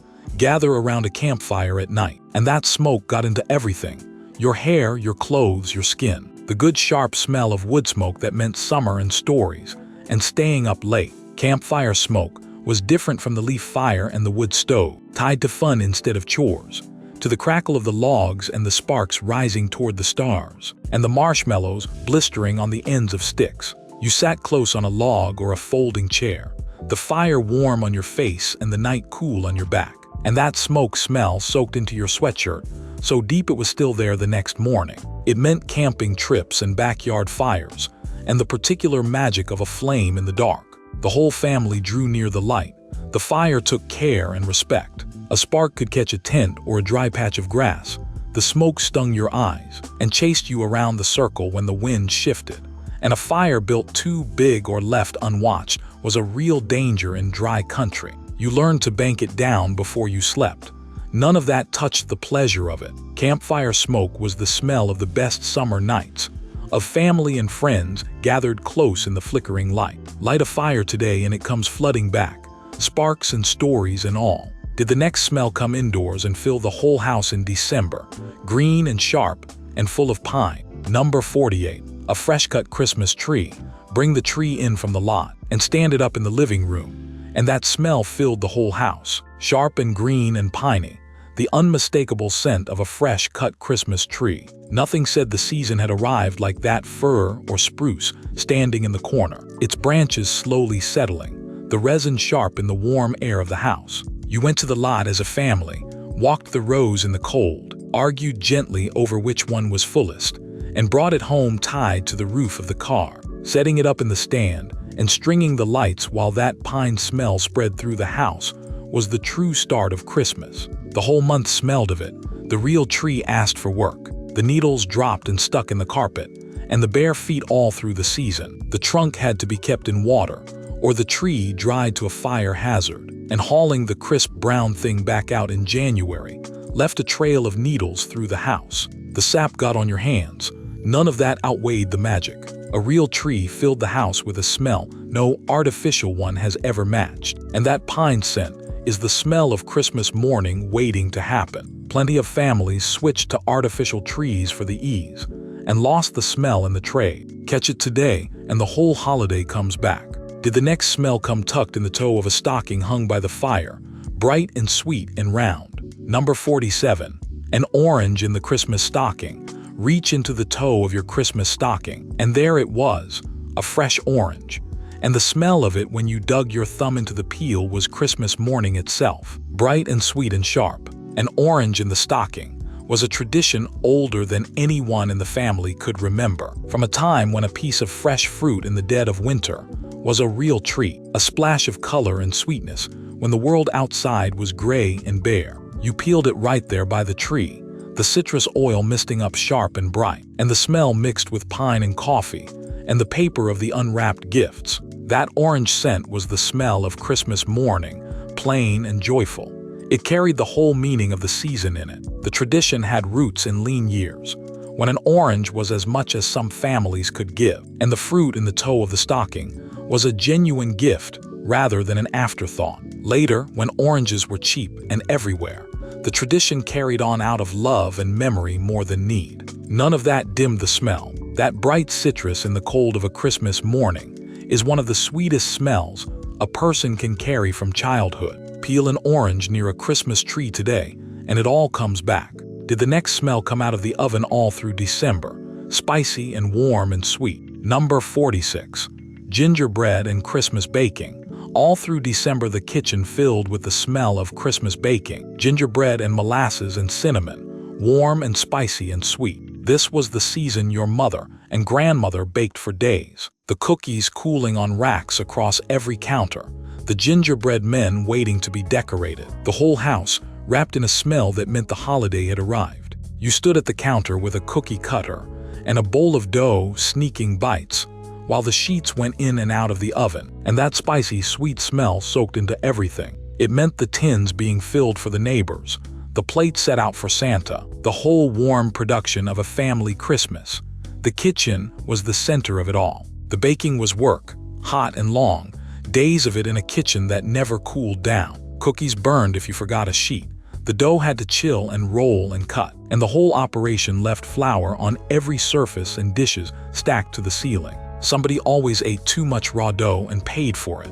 None of that dimmed the joy. That smell of gingerbread and cinnamon was the smell of a family Christmas being made by hand, of women who baked out of love. It is one of the warmest smells a childhood holds. Bake a batch today, and the whole season comes back. Did the next smell run through so much of that baking? One warm spice above all the others. Number 45. Cinnamon. More than any other spice, cinnamon was the smell of good things coming out of the oven. Warm and sweet and a little sharp, cinnamon ran through so much of childhood. The cinnamon toast made on a slow morning, the snickerdoodles rolled in sugar and spice, the apple pie and the oatmeal and the hot cider on a cold day. That smell rose up warm and comforting whenever your mother reached for the little tin or the red and white can, and it meant something good was being made. You knew it from cinnamon toast most of all. The butter and sugar and cinnamon broiled onto bread until it bubbled. A treat you could almost make yourself. It was the smell of comfort baked into 100 different things. There was hardly a downside to cinnamon, which is part of why it holds such a warm place in memory. A heavy hand could make a thing too spicy, and the cinnamon on the toast could scorch under the broiler if you turned your back. Some children dared each other to swallow a spoonful of it dry and learned their lesson in a fit of coughing. None of that touched its comfort. Cinnamon was the smell of warmth and sweetness and a mother in the kitchen, one of the coziest scents a person carries. Open a fresh tin of it today, and a dozen warm mornings come back at once. Did the next smell rise out of a little brown bottle your mother tipped into the batter? Dark and sweet and rich. Number 44. Vanilla extract. Uncap the little brown bottle of vanilla extract and that smell rose up dark and sweet and rich. A smell so tied to baking that it means love and warmth to almost everyone. Vanilla was the drop your mother added to the cookie dough, and the cake batter and the frosting. The ingredient that made a whole kitchen smell like something wonderful was about to happen. You leaned in when she uncapped it, breathed in that deep sweet scent, and were always a little disappointed to learn that something smelling so good tasted bitter straight from the bottle. That smell was the smell of a mother baking, of the beaters going in the bowl, of the promise of a cake or a batch of cookies. It ran through nearly every sweet thing she made. The real extract was precious and used by the drop. It was expensive, kept in the cupboard and measured out with care, and the imitation kind never quite matched the real thing, though plenty of families used it to stretch a budget. A child who sneaked a taste learned that the smell lied about the flavor. None of that changed what it meant. Vanilla was the smell of home baking, of a kitchen full of good intentions and warm ovens. That deep sweet scent is one of the most comforting a person knows. Uncap a bottle of it today, and every cake your mother ever made comes back. Did the next smell rise off the skillet on a Sunday morning, salty and rich enough to pull you straight out of bed? Number 43. Bacon in the skillet. Wake on a Sunday morning to the smell of bacon frying, and there was no staying in bed. That salty, smoky, rich smell pulling you down the stairs toward the kitchen.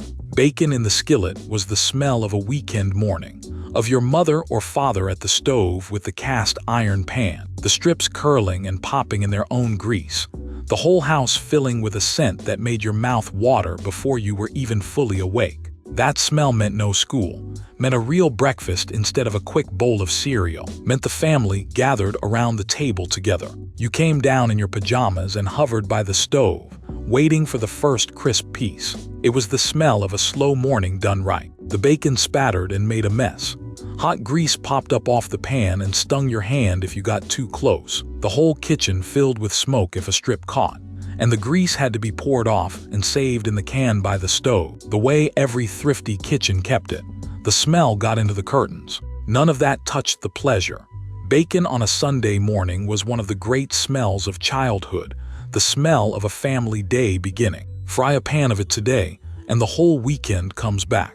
Did the next smell rise up alongside it, dark and rich, bubbling up through a metal pot on the stove? Number 42. Coffee percolating. The coffee percolating on the stove was the smell of the grown-ups waking up, dark and rich, bubbling up through the little glass knob on top of the pot. Before the automatic machines, coffee came from a percolator, the metal pot that sat on the burner and burbled away while the water rose and fell through the grounds. And that smell filled the kitchen every single morning of your childhood. You woke to it. The smell of coffee tied forever to the sounds of your parents starting their day. The pot burbling, the cups coming down from the cupboard, the low talk over the first cup. That smell was the smell of morning itself, of the adults gathering strength for the day ahead. It ran through every kitchen you ever knew. The percolator had its faults. Left too long, it made a bitter brew. The ground sometimes slipped through into the cup, and the whole thing had to be watched so it did not boil over onto the stove. A pot forgotten on the burner filled the house with the burnt smell of scorched coffee. None of that changed its place. That percolating smell was the smell of every morning, of parents and grandparents and the kitchen coming to life. The machines are faster now, but a percolator still smells the way mornings used to. Catch it today, and your parents are back at the kitchen table. Did the next smell come out of the oven warm and yeasty?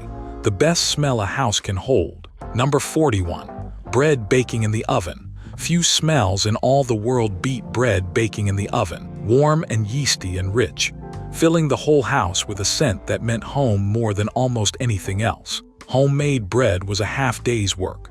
The dough mixed and kneaded and set to rise under a cloth, punched down and shaped and risen again, and finally baked until the whole house filled with that incomparable smell. You waited by the oven for the loaves to come out, and the reward was a warm slice with butter melting into it, torn from the end of a fresh loaf, while it was almost too hot to hold. That smell was the smell of a mother or grandmother who baked her own bread, of a kitchen at the center of the home. It said you were cared for. The work was real and took the better part of a day. The dough had to be kneaded by hand until your arms ached, kept warm to rise, watched so it did not overprove or fall, and the oven filled the kitchen with heat in every season. A loaf could come out heavy if the yeast was old or the rise cut short. None of that outweighed the reward. Fresh baked bread is the warmest smell a home can hold, the smell of care and patience and love made edible. Bake a loaf today and the whole house fills with it, the way it did when you were small. Did the next smell rise off? A black skillet pulled hot from the oven, golden and crumbly at the edges. Number 40. Cornbread in a cast iron skillet. Pull a skillet of cornbread from the oven and that smell rose up golden and warm, a little toasty at the edges, where the batter met the hot buttered iron. Cornbread baked in a cast iron skillet was a staple in kitchens across the South and beyond. The batter poured into a pan already sizzling with grease, so the crust came out crisp and brown while the middle stayed soft. That smell of cornmeal baking meant a pot of beans on the stove or greens simmering with a ham hock, meant a supper built around simple good food made with care. You waited for it to come out. The skillet flipped over so the golden round dropped free, and the first piece torn off steaming and slathered with butter. It was the smell of a whole tradition of home cooking. The skillet was the secret and the discipline.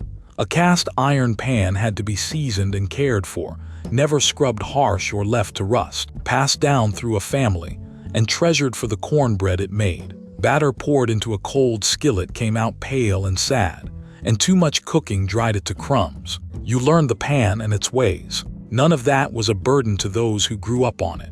Cornbread in cast iron was the smell of Southern kitchens and family suppers, of good plain food made right. Bake a skillet of it today, and that whole world comes back. Did the next smell fill the kitchen on a Sunday? Hot grease and seasoned flour together. Number 39. Fried chicken on Sunday.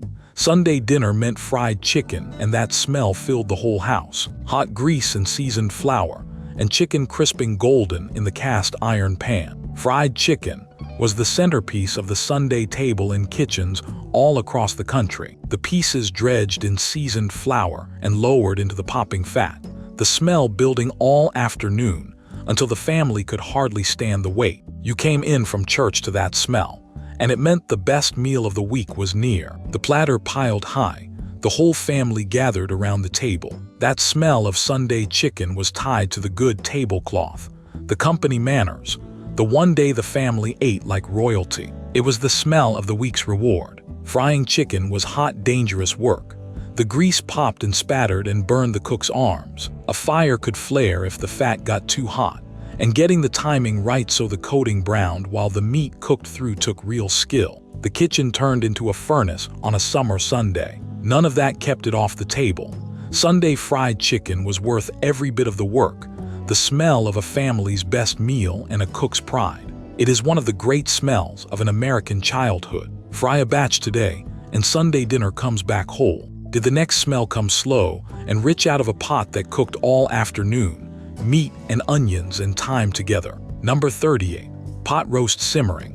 A pot roast simmering all afternoon filled the whole house with a smell so rich and savory it made the waiting almost unbearable. Beef and onions and thyme melding together in the heavy pot. Sunday pot roast was slow food. The tough, cheap cut braised for hours with onions and carrots and potatoes until the meat fell apart at the touch of a fork, and the gravy thickened dark and rich. That smell built through the afternoon, growing deeper and richer hour by hour, until the family drifted toward the kitchen drawn by it. You smelled it from the moment you woke, and it meant a real family dinner was coming, everyone around the table together. It was the smell of Sunday, of a mother who started the roast early and let time do the work. Slow cooking asked for patience. The roast took the better part of a day. The cheap cut demanded long, low heat or it came out tough as leather, and the timing had to line up so everything finished together. Started too late and dinner was hours behind. None of that was a burden in a house that ate this way every week. Pot roast was the smell of Sunday dinner, of a family gathered at the table over food that took all day to make.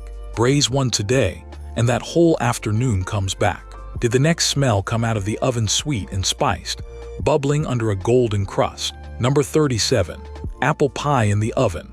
Apple pie baking in the oven filled the house with a smell so sweet and spiced and homey. It has become the very shorthand for home itself. The pie was apples and cinnamon and sugar tucked under a crust your mother rolled out by hand, and as it baked the juices bubbled up and caramelized, and that warm spiced smell spread through every room. You waited by the oven for it, watched the crust go golden through the door, and the reward was a warm slice, maybe with a scoop of vanilla ice cream melting alongside it. That smell meant a special dinner, a holiday, company coming, or simply a mother who had a bushel of apples and time to bake. It was the smell of home comfort made real. The pie took skill and work. The crust was the hard part, the dough that had to be handled cold and quick or it turned tough. The apples peeled and sliced by hand. The whole thing watched so the crust browned without burning. A soupy filling or a soggy bottom crust was a real disappointment after all that effort. None of that dimmed the joy of a good one. Apple pie is the smell of American home baking, warm and sweet and generous. It sits at the very center of what home smells like. Bake one today, and the whole house fills with it. Did the next smell come off the stove in a foil dome that swelled and crackled and popped? Number 36. Jiffy Pop on the stove. Jiffy Pop on the stove was as much a show as a snack. The foil pan shaken over the burner while the kernels popped, and the foil dome swelled up bigger and bigger, and that smell of fresh popcorn filling the kitchen. Before microwaves, Jiffy Pop was the fun way to make popcorn. The flat foil pan with the handle that you held over the flame and shook back and forth, while it hissed and rattled, and finally erupted into a puffed silver balloon. That popcorn smell rising up while the foil ballooned was pure entertainment. The whole family watching the dome swell toward the ceiling. It meant a treat, a movie night at home, a Saturday evening in front of the television. The making was half the fun. It took some skill to work. Hold it still too long and a whole batch scorched. Shake it wrong and the kernels did not pop evenly, and the foil got blazing hot on that little handle, so a careless grip meant a burn. Peeling the dome open released a blast of steam that could catch your fingers. None of that spoiled the magic. Jiffy Pop was popcorn as a small performance, and that fresh popped smell was the smell of a treat you got to watch being made. The microwave killed it off, faster but with none of the show. Pop a pan today, and the whole kitchen fills with it. Did the next smell come off the vine in the summer garden, green and sharp and sun warm? Number 35. Vine-ripe tomatoes. Brush against a tomato plant in the summer garden, and that smell came off it green and sharp and unmistakable. The scent of the vine, even stronger than the fruit. Vine-ripe tomatoes carried a smell in the leaves and stems that meant high summer. A green, pungent sharpness that got on your hands when you reached in to pick the ripe ones. Warm from the sun and heavy and red. Your grandfather grew them staked in rows out back, and picking a sun-warm tomato and eating it right there like an apple, juice running down your chin, was one of the plain great pleasures of a country summer. That smell of the vine was the smell of the garden at its peak. Of tomatoes, so good the store kind seemed like a different fruit entirely. It meant summer had arrived in full. The garden asked for work and had its heartbreaks. The plants needed staking and watering and watching. The hornworms could strip a plant overnight, and a hard rain near the end could split the ripe fruit right on the vine. Too many at once meant canning for days to keep them from going to waste. None of that dimmed the reward. A real vine-ripe tomato is a taste and a smell the supermarket has never matched.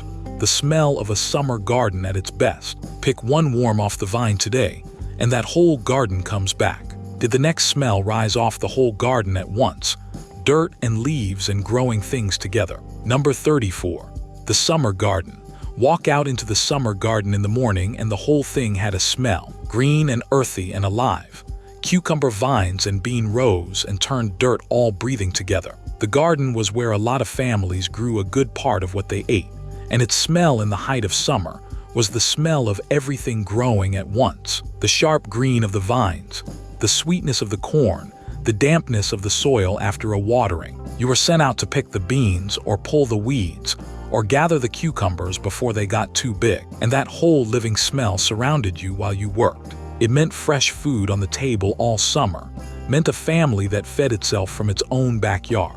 The garden ran on labor. It had to be planted and weeded and watered and watched through every hot month. The bugs picked off by hand.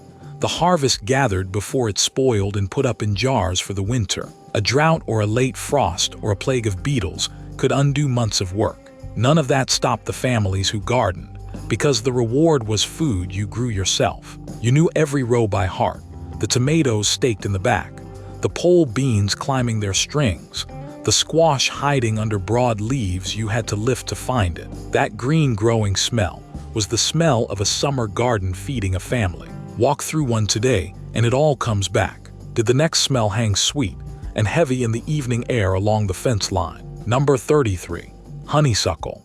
Honeysuckle climbing the fence filled the summer evening with a smell so sweet and heavy it seemed to thicken the air, and you followed your nose to the vine to pull the blossoms and taste the drop of nectar inside. Honeysuckle grew wild along fences and roadsides everywhere, and its perfume came out strongest in the warm evenings, a sweet floral scent that meant summer twilight and the long, slow end of a hot day. You learned young how to pinch the base of a blossom and draw the tiny thread through to get the single sweet drop of nectar on your tongue, a trick every country child knew.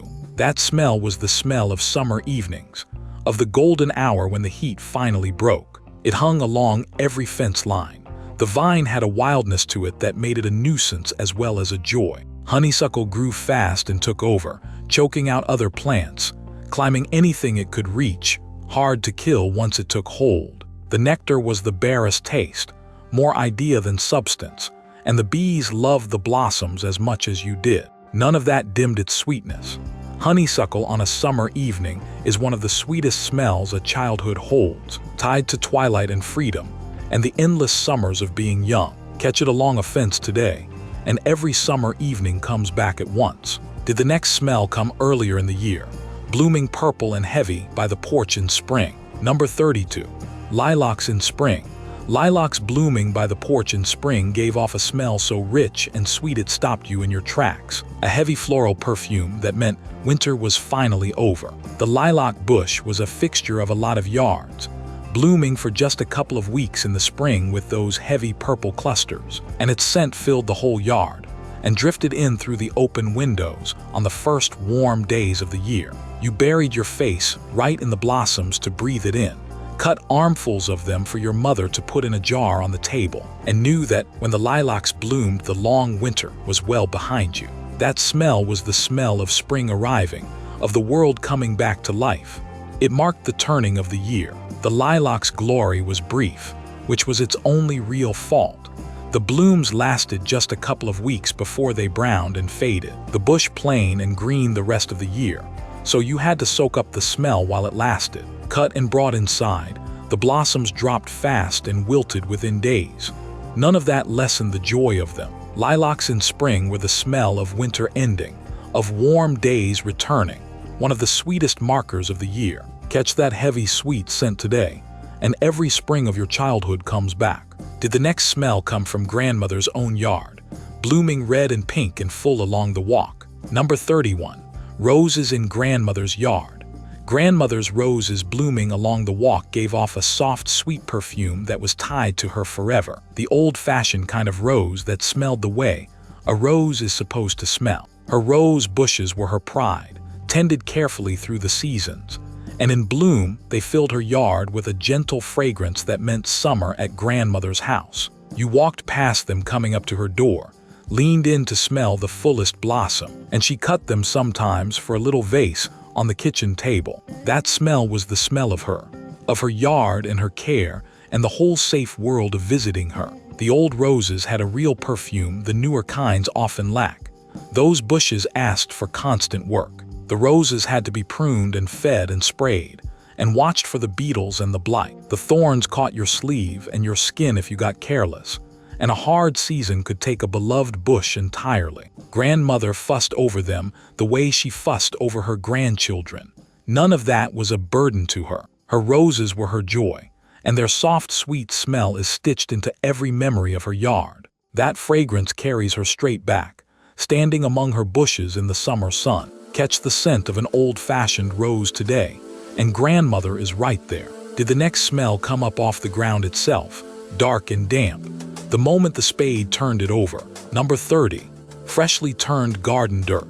Turn over the garden with a spade in the spring and that smell came up dark and rich and damp. The deep earthy scent of fresh, turned soil ready for planting. Freshly turned dirt had a smell all its own, mineral and alive, and it meant the growing season was beginning. The ground broken and ready for the seeds, and the seedlings that would feed the family through the summer and fall. You helped dig, or watched your father work the rototiller or the spade, and that smell of opened earth was the smell of spring work beginning. It was tied to the whole cycle of planting and growing, to the earthworms turned up in the fresh soil, to the promise of everything the garden would become. That dark, damp smell meant hope and work together. The digging was hard labor. Breaking the ground in spring meant aching backs and blistered hands. The soil heavy and wet. The rocks and roots that had to be cleared before anything could be planted. A cold, wet spring could keep the ground too soggy to work for weeks. None of that stopped the families who lived by their gardens. That smell of turned earth was the smell of the year beginning, of food to come and work to be done. There is something in fresh dug soil that reaches deep into a person. Turn over a garden bed today, and it comes right back. Did the next smell come off a wagon load in the barn? Sweet and dusty and dry. Number 29. New mown hay in the barn. Step into the barn at haying time and that smell wrapped around you. Sweet and dusty and dry. The good green smell of new mown hay stacked to the rafters. Hay had a scent that meant summer work on a farm.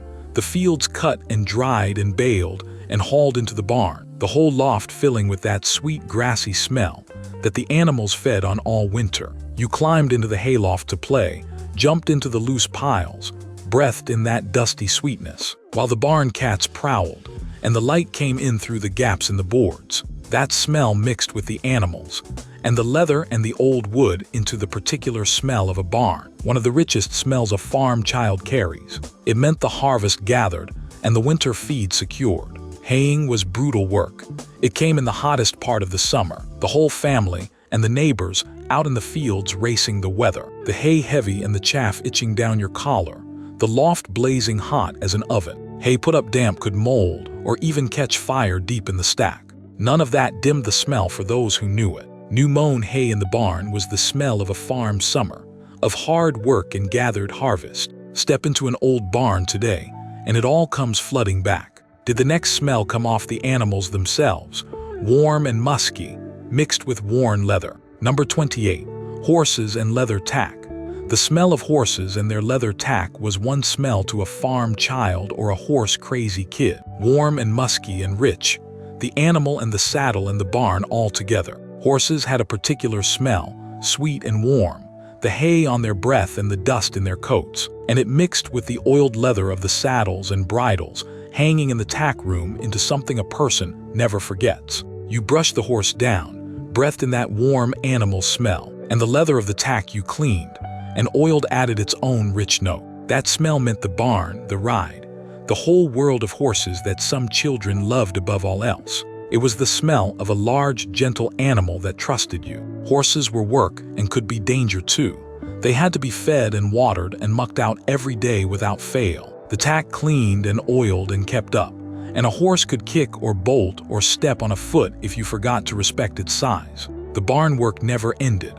None of that dimmed the love a horse child felt. That smell of horse and leather was the smell of a whole world, of an animal you cared for and rode. It reaches straight into the heart of anyone who grew up around them. Catch it today, and the barn and the horse come right back. Did the next smell come up cool and green from the water where you spent the whole summer? Number 27. The creek in July. Spend a July afternoon down at the creek and that smell was all around you. Cool and green and muddy. The particular scent of moving water and wet stones and the mud along the bank. The creek was where the neighborhood kids ended up on a hot summer day, wading and catching crawdads and building dams out of rocks. And that smell of the water and the mud and the green things growing along it was the smell of summer freedom. You waded in up to your knees, turned over rocks looking for crawdads, and came home muddy and happy with that creek smell on your skin. It meant a whole day unsupervised and outdoors, the kind of freedom children had then and mostly do not now. That cool green smell was the smell of summer at its best. The creek had its dangers which nobody thought much about. The rocks were slick and a fall meant a scraped knee or worse. The water could run high and fast after rain, and there was no telling what was upstream of where you were wading. Snakes and snapping turtles kept you alert. None of that kept the kids away. The creek was the summer headquarters, and that smell of water and mud was the smell of the best days of the season. Wade into a creek today, and every summer afternoon comes back. Did the next smell come off a bigger water entirely? Salt and sand and endless blue. Number 26. Salt air at the shore. Roll down the car window as you neared the coast and that smell hit you first. Salt and sea and something wild. The ocean announcing itself before you could even see the water. Salt air at the shore was the smell of the biggest treat of the summer, the family trip to the beach, and it grew stronger with every mile until you crested the last hill and there it was. The whole gray-green ocean spread out before you. That smell of salt and seaweed and sand meant a day or a week at the shore. The waves and the sandcastles and the boardwalk, the sunburn and the saltwater taffy. You breathed it in deep the moment you smelled it, because it meant vacation had begun. It was the smell of the sea and everything that came with it. The shore had its rough edges. The salt got into everything and left everything sticky. The sand worked into your suit and your sandwiches and the car seats for weeks after. And a bad sunburn could ruin the back half of a trip. The undertow was a danger the grown-ups watched for. None of that dimmed the magic of the ocean. Salt air was the smell of the biggest adventure of the summer, of the sea itself. It carries a whole vacation in a single breath. Catch it today near any coast, and the family beach trip comes flooding back. Did the next smell come off canvas and pine needles, where the family slept under the stars? Number 25. The campground. Pull into the campground and that smell settled over everything. Pine needles and canvas and wood smoke, and the particular mustiness of a tent that had been rolled up in the garage since last summer. Camping had a smell all its own. The great outdoors mixed with the gear. The canvas tent that never quite lost its mildewy note. The pine duff underfoot. The smoke from a dozen campfires drifting through the trees. You helped pitch the tent, breathed in that canvas smell as it went up, and the whole weekend smelled of pine and smoke, and the sleeping bag that came out once a year. That smell meant a family trip, roughing it together, the lantern hissing and the marshmallows toasting and the strange, delicious fear of the dark woods. It was the smell of an adventure the whole family took together. Camping was work and discomfort as much as fun. The tent leaked if it rained. The ground was hard under the sleeping bag. The bugs found you no matter what, and packing all the gear in and out was a chore that fell on the parents. Something always got forgotten at home. None of that outweighed the magic of a night in the woods. The campground was the smell of a family adventure, of pine and canvas and smoke and sleeping under the stars. Pitch a tent today and it all comes back. Did the next smell come off the family dog the second it shook off the rain? Number 24. A wet dog. There was no mistaking the smell of a wet dog shaking itself off in the kitchen. That warm, musky funk that filled the room the moment the family dog came in from the rain. A wet dog had a smell all its own, earthy and strong and impossible to ignore. And every family that had a dog knew it well. The animal soaked from a romp in the rain or a plunge in the creek, shaking a spray of water across the whole room before anyone could stop it. You toweled the dog down, breathed in that damp doggy smell, and it was tied up with the whole warm, messy business of having a dog in the family. That smell meant a loyal companion, a friend who followed you everywhere, a dog that was as much a part of the family as anyone. It was the smell of unconditional love, muddy paws and all. The wet dog was a nuisance, and everyone knew it. The smell got into the carpet and the furniture. The dog tracked mud across the clean floor. And a dog that rolled in something dead out in the field brought home a smell far worse than rain. Bath time was a battle. None of that changed what the dog meant. That wet dog smell was the smell of a family pet, of a childhood with a dog in it. It brings back a whole loyal friend in a single breath. Did the next smell fill a store full of wonders? Wood floors and candy and 100 things at once. Number 23. The dime store. Push through the door of the dime store and a whole world of smells met you at once. Worn wood floors and popcorn and candy, and the particular mingled scent of a place that sold a little of everything. The Five and Dime, the Woolworths or the Ben Franklin, had a smell you never found anywhere else. The old oiled wood floors underfoot, the candy counter, the popcorn machine, the parakeets in the pet department, the whole store breathing out a mix of 100 things. You went in with a coin clutched in your fist and wandered the aisles for an hour deciding how to spend it. And that store smell was the smell of a small fortune and endless choices. It meant toys and candy and the lunch counter and the pure pleasure of a store built for browsing. It was the smell of a whole afternoon's entertainment. The dime store had its own small disappointments. Your coin never stretched as far as you wanted. The cheap toy broke before you got it home, and the candy was gone in a minute. The clerk watched the kids close for good reason.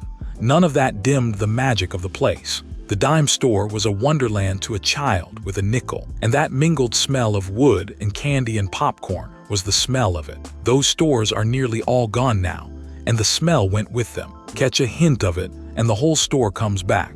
Did the next smell come off a marble counter, where a man in a paper hat mixed your soda by hand?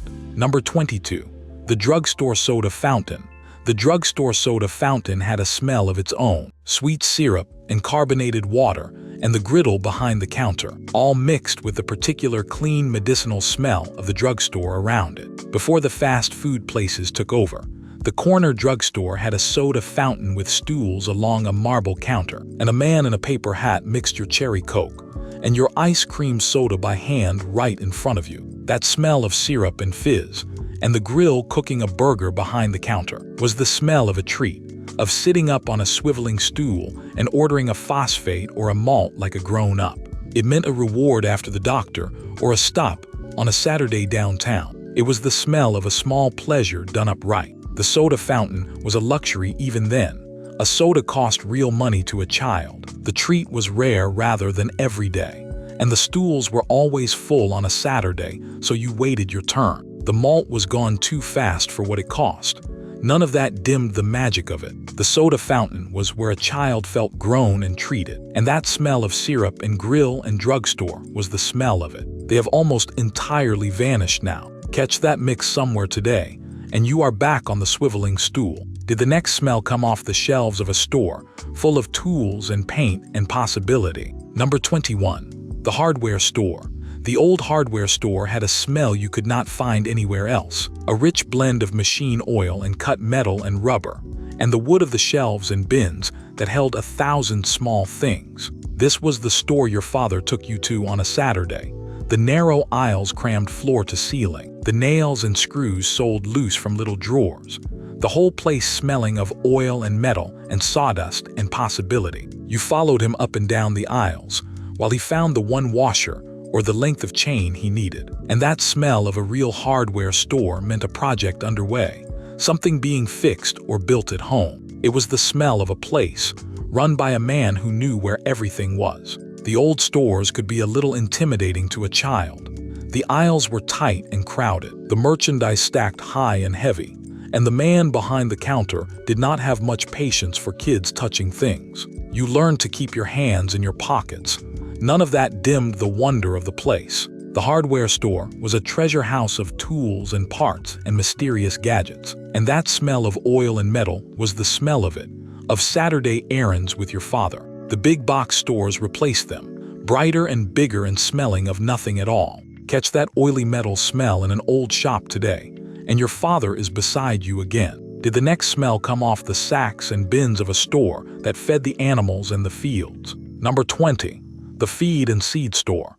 The feed and seed store had a smell thick and dusty and grainy, the mingled scent of sacks of feed and bins of seed, and the animals it all was meant for. In farm country and small towns everywhere, the feed store was where the families bought what fed their livestock and planted their fields, and that smell of grain and molasses and burlap and dust hung in the air of the place, rich and heavy and warm. You went with your father or grandfather to load the truck with sacks of feed, and that smell got in your nose and stayed there.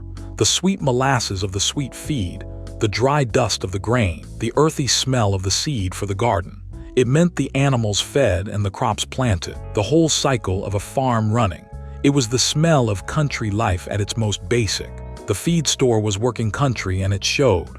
The sacks were heavy and awkward, the dust made you sneeze, and the whole place was rough and dirty in the way that real farm supply always is. The barn cats prowled among the sacks after the mice. None of that mattered to a farm child. The feed and seed store was the smell of the farm's whole operation, of animals fed and fields planted, and a family working the land. Step into one today, and that whole country world comes back. Did the next smell come off a workbench in the garage? Fresh cut wood and shavings on the floor. Number 19. Sawdust in Grandpa's workshop. Grandpa's workshop out in the garage smelled of fresh cut wood and sawdust, a warm, clean smell that meant something was being made by hand. The workshop was his domain, the pegboard hung with tools, the workbench scarred from years of projects, the floor scattered with curls of wood shavings, and a fine layer of sawdust over everything. You went out there to watch him work, breathing in that clean wood smell while he measured and sawed and sanded. And different woods gave off different smells. The sharp scent of pine, the sweeter smell of cedar, the rich dark smell of oak. That sawdust smell meant a birdhouse or a shelf or a repair, a grandfather who could make or fix anything with his hands. It was the smell of skill and patience, and a man in his element. The workshop was a place of tools and danger. The saw and the chisel and the drill were not toys, and a child was taught to look and not touch, to keep clear of the blade and the bench. Sawdust got in your eyes and up your nose, and a splinter was always waiting in a rough board. None of that kept you away. The workshop was where you watched your grandfather turn raw lumber into something real, and that sawdust smell is the smell of him and his hands, and his patient skill. Catch it today, and he is at the bench again. Did the next smell come off the other end of that same workbench, dark and heavy, where the machines got their care? Number 18. Motor oil on the workbench.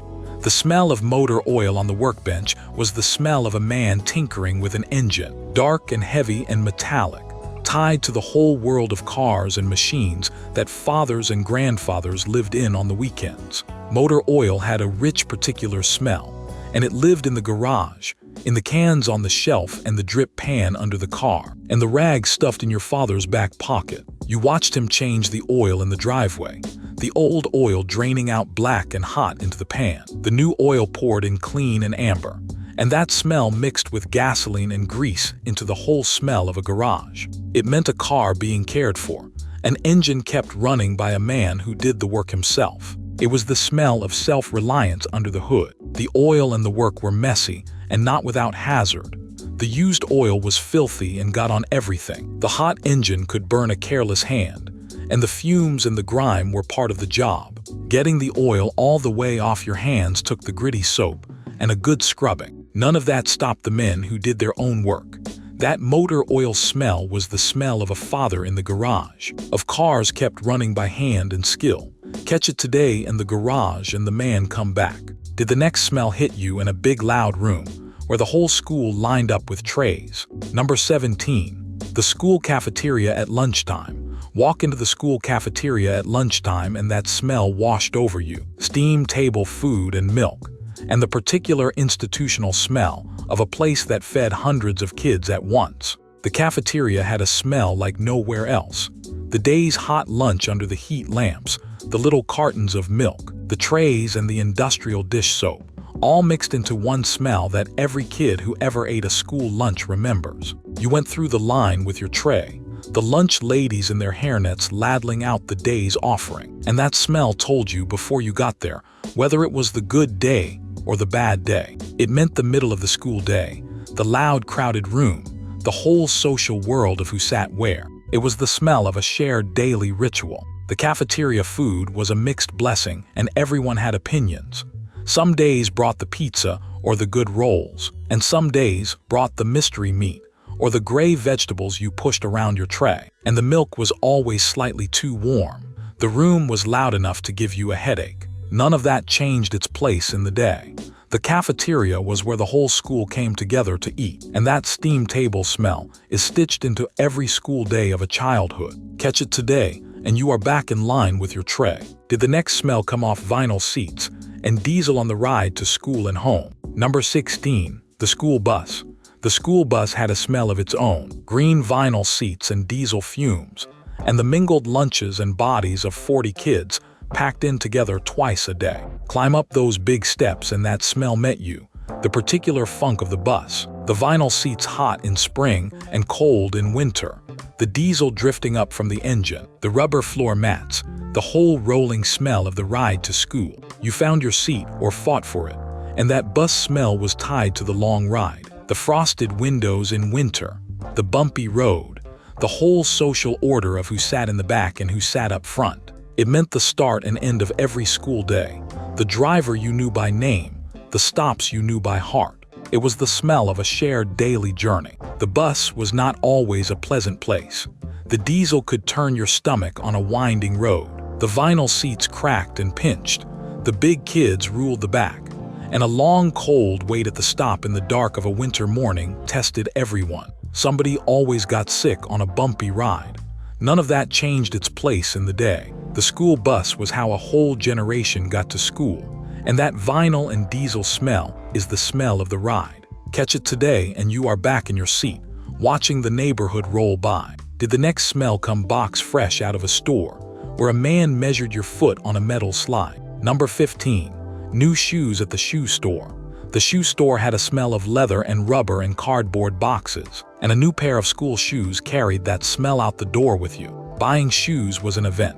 The trip to the store where a man measured your foot on the cold metal slide, disappeared into the back, and came out with a stack of boxes, and that smell of fresh leather and new rubber filled the whole place. You laced up the new pair, walked the length of the store to test them while the salesman pressed his thumb to the toe to check the fit. And that new shoe smell meant the start of school or the start of church season, a fresh pair to grow into. It was the smell of being outfitted for what came next. New shoes were a significant purchase, treated as such.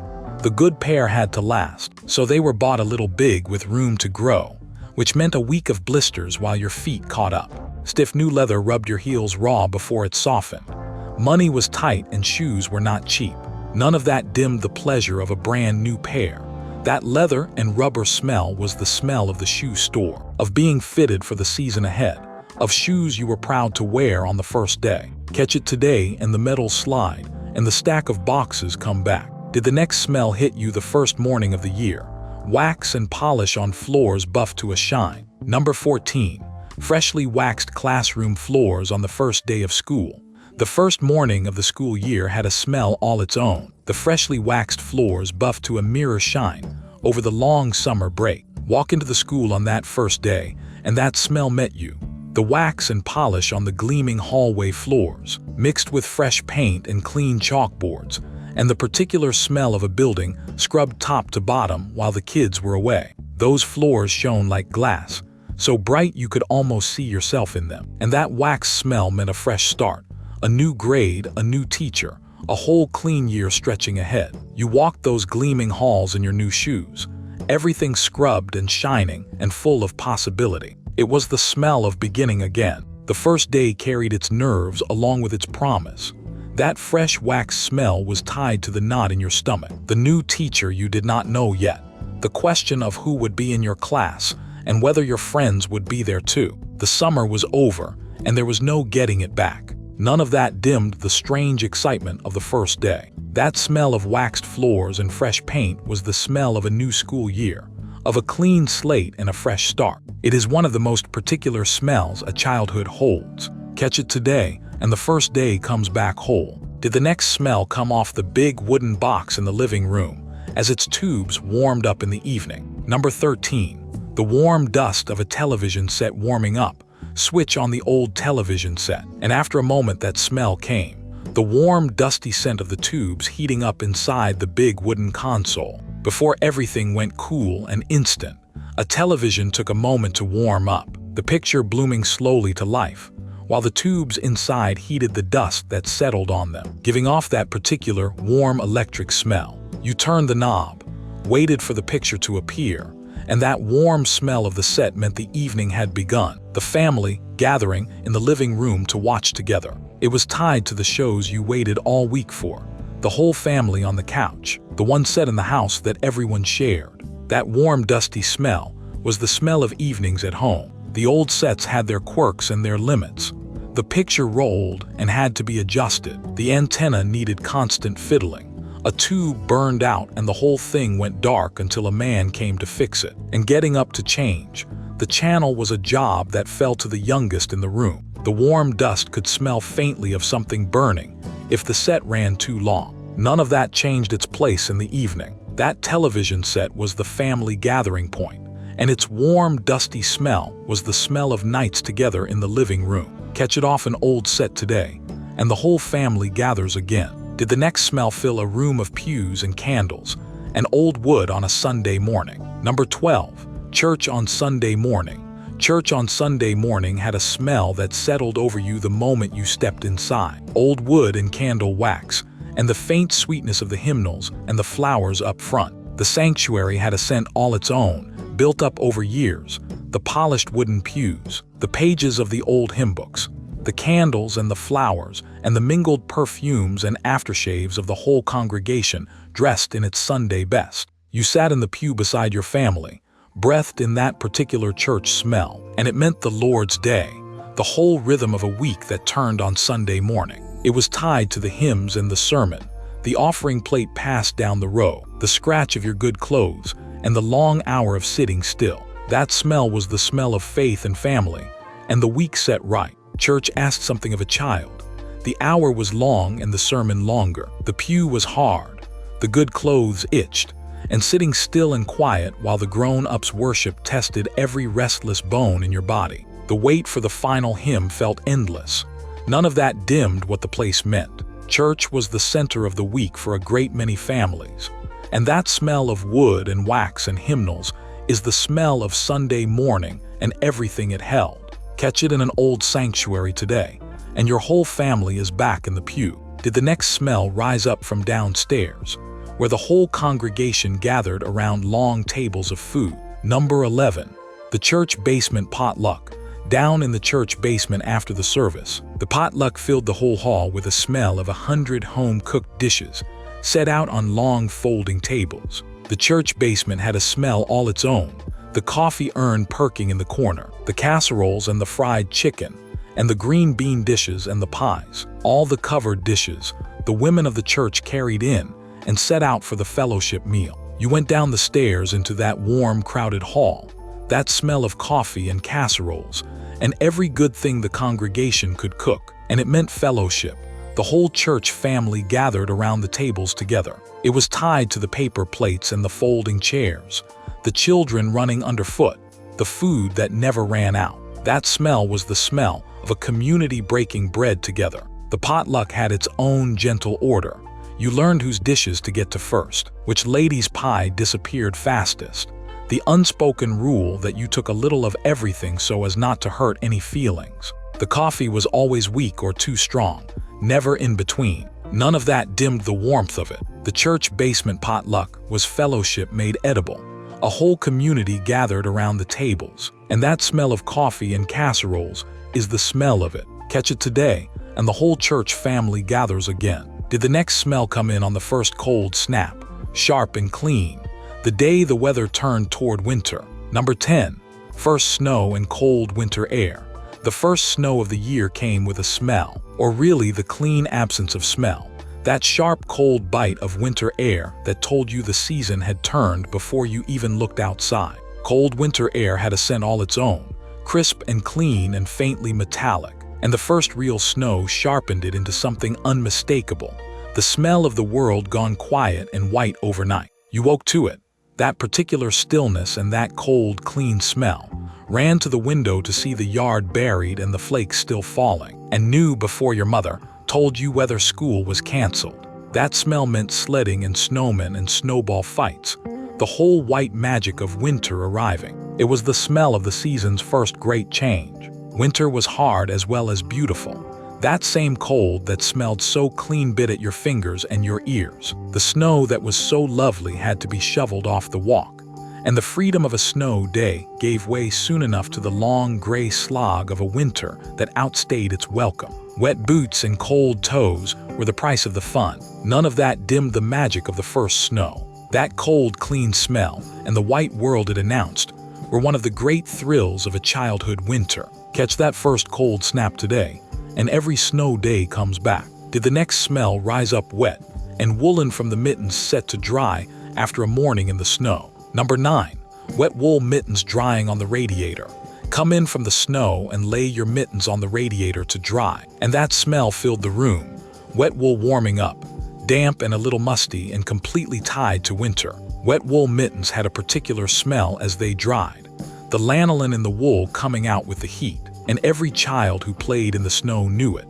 The mittens and the scarves and the snow pants all laid out to dry after a morning of sledding and snowballs. You peeled off the soaked woolens with your fingers stiff and red from the cold, laid them on the radiator or draped them over the register, and that smell of drying wool filled the room while you thawed out. It meant coming in from the cold, the warmth of the house after the bite of the outdoors. It was the smell of being warmed up and taken care of after the snow. The wet wool was itchy and never quite kept you dry. The mittens soaked through fast, the wool prickled against your skin, and a morning in the snow left everything sodden and heavy. Mittens dried on a hot radiator could scorch if you forgot them. None of that mattered against the comfort of coming inside. That smell of wet wool drying was the smell of winter play and the warm house waiting after. One of the coziest smells a cold day held. Catch it today, and every snowy morning comes back. Did the next smell rise up warm from a mug your mother handed you the moment you thawed? Number 8. Hot cocoa on a cold day. Warm your hands around a mug of hot cocoa after a morning in the snow, and that smell rose up rich and sweet and chocolatey, the perfect reward for cold fingers and red cheeks. Hot cocoa had a smell that meant comfort. The milk warmed on the stove and the cocoa and sugar stirred in, or the packet torn open and the hot water poured over, the marshmallows melting on top into a sweet foam. You wrapped both hands around the warm mug, breathed in that chocolate smell, and it meant you were inside and warm and cared for after the cold of the outdoors. It was tied to snow days and winter evenings, to a mother who had a mug ready when you came in half frozen. That smell was the smell of being warmed from the inside out. The cocoa had its small perils. Made too hot it burned your tongue, and you learned to wait and blow across the top. And a skin formed on the milk cocoa if it sat too long, which some children could not abide. The marshmallows dissolved too fast. None of that dimmed the comfort of it. Hot cocoa on a cold day was warmth and love in a mug, the reward for a morning in the snow. One of the coziest smells and tastes a childhood winter held. Catch it today, and every cold day and warm kitchen comes back. Did the next smell come off the clothes your father wore home? The honest smell of a day's hard work. Number 7. Your father's work clothes. Your father came home from work and his clothes carried the smell of his whole day on them, and it was one of the most particular smells of your childhood. Depending on his work it was different. The sawdust and sweat of a carpenter, the motor oil and metal of a mechanic, the earth and sun of a farmer, the machine smell of a factory.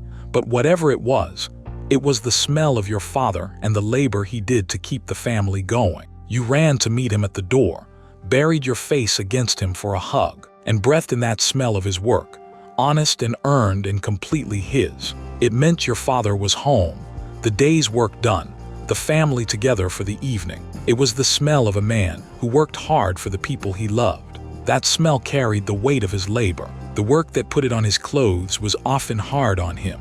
The long hours and the physical toll, the tiredness he carried in with the smell, the aches that came with the years. He washed up before supper, but the smell of the day lingered. None of that is what you remember. You remember the smell of your father coming home, the safety and love of it, the hug at the door. That smell of his work clothes is the smell of him, of a hard-working man who came home to his family. Catch it today, and your father is at the door again. Did the next smell come off your mother instead? Soft and sweet, the scent she wore when she leaned down to kiss you goodnight. Number 6. Your mother's perfume.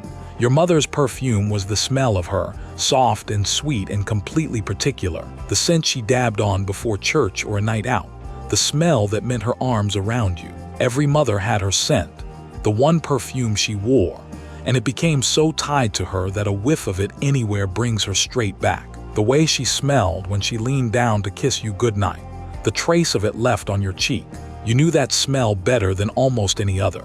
The perfume mixed with her powder and her lotion and simply her, and it meant comfort and safety and love. It was the smell of being tucked in, of a hug, of your mother dressed up and beautiful heading out for the evening. That scent was your mother herself, more than any photograph. The perfume was tied to leaving as well as loving.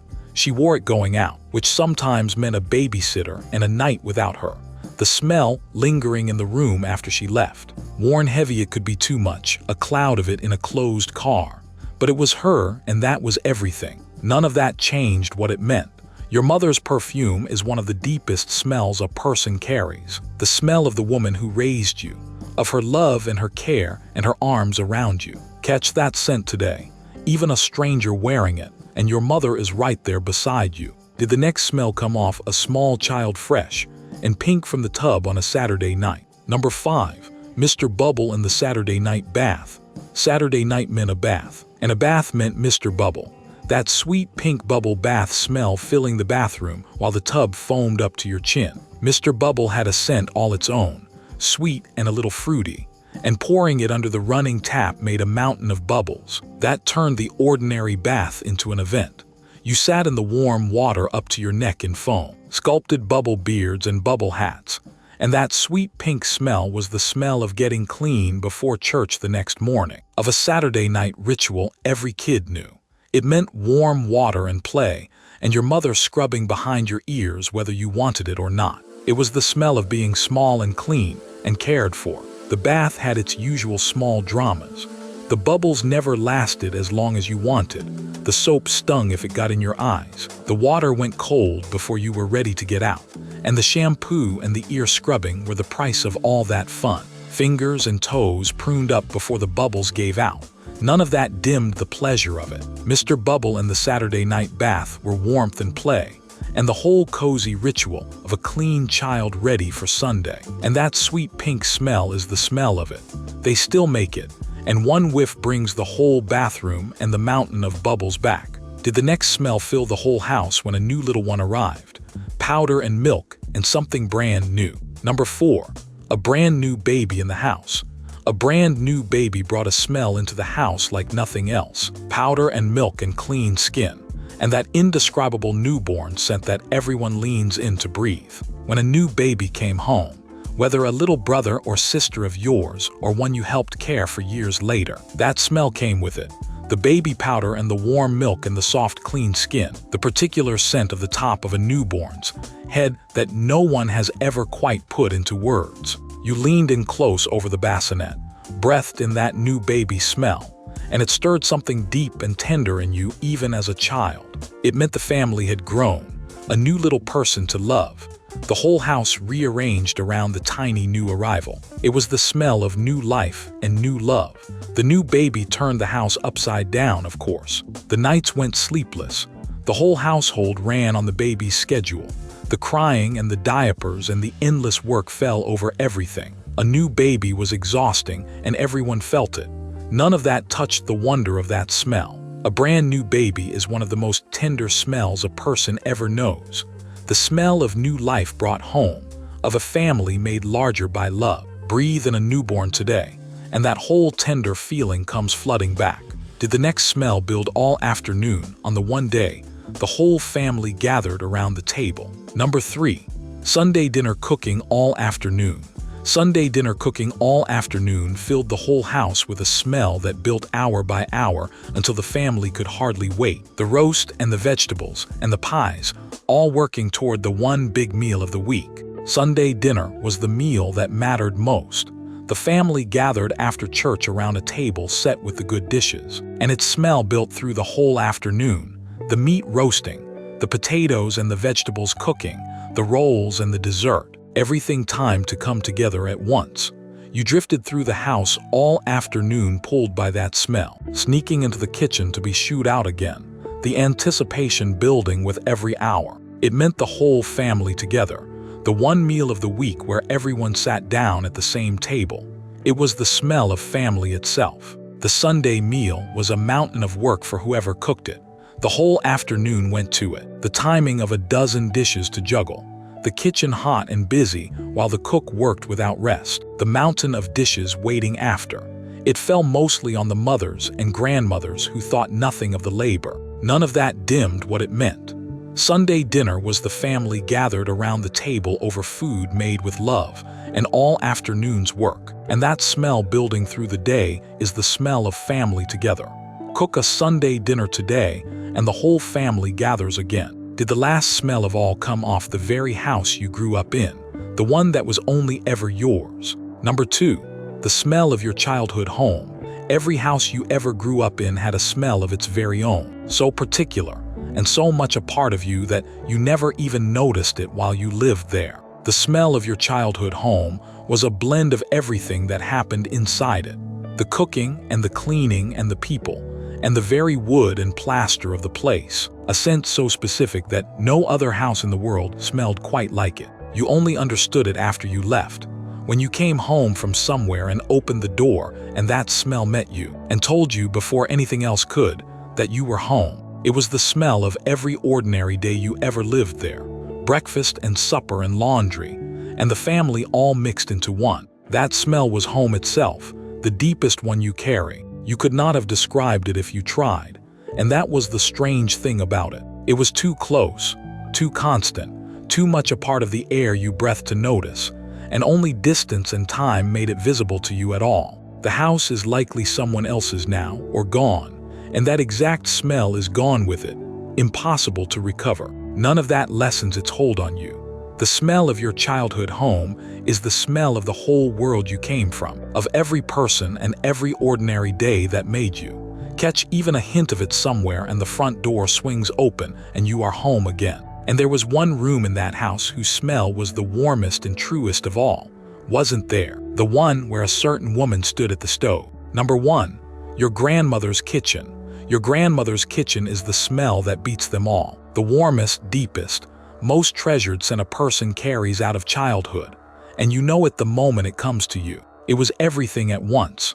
The bread or the biscuits in the oven, the coffee on the stove, the bacon from breakfast, the something always simmering on a back burner, the flour and the sugar, and the years of good cooking soaked into the very walls of the room. You walked into that kitchen, and that smell wrapped around you like her arms did, and it meant you were safe, you were loved, you were exactly where you belonged.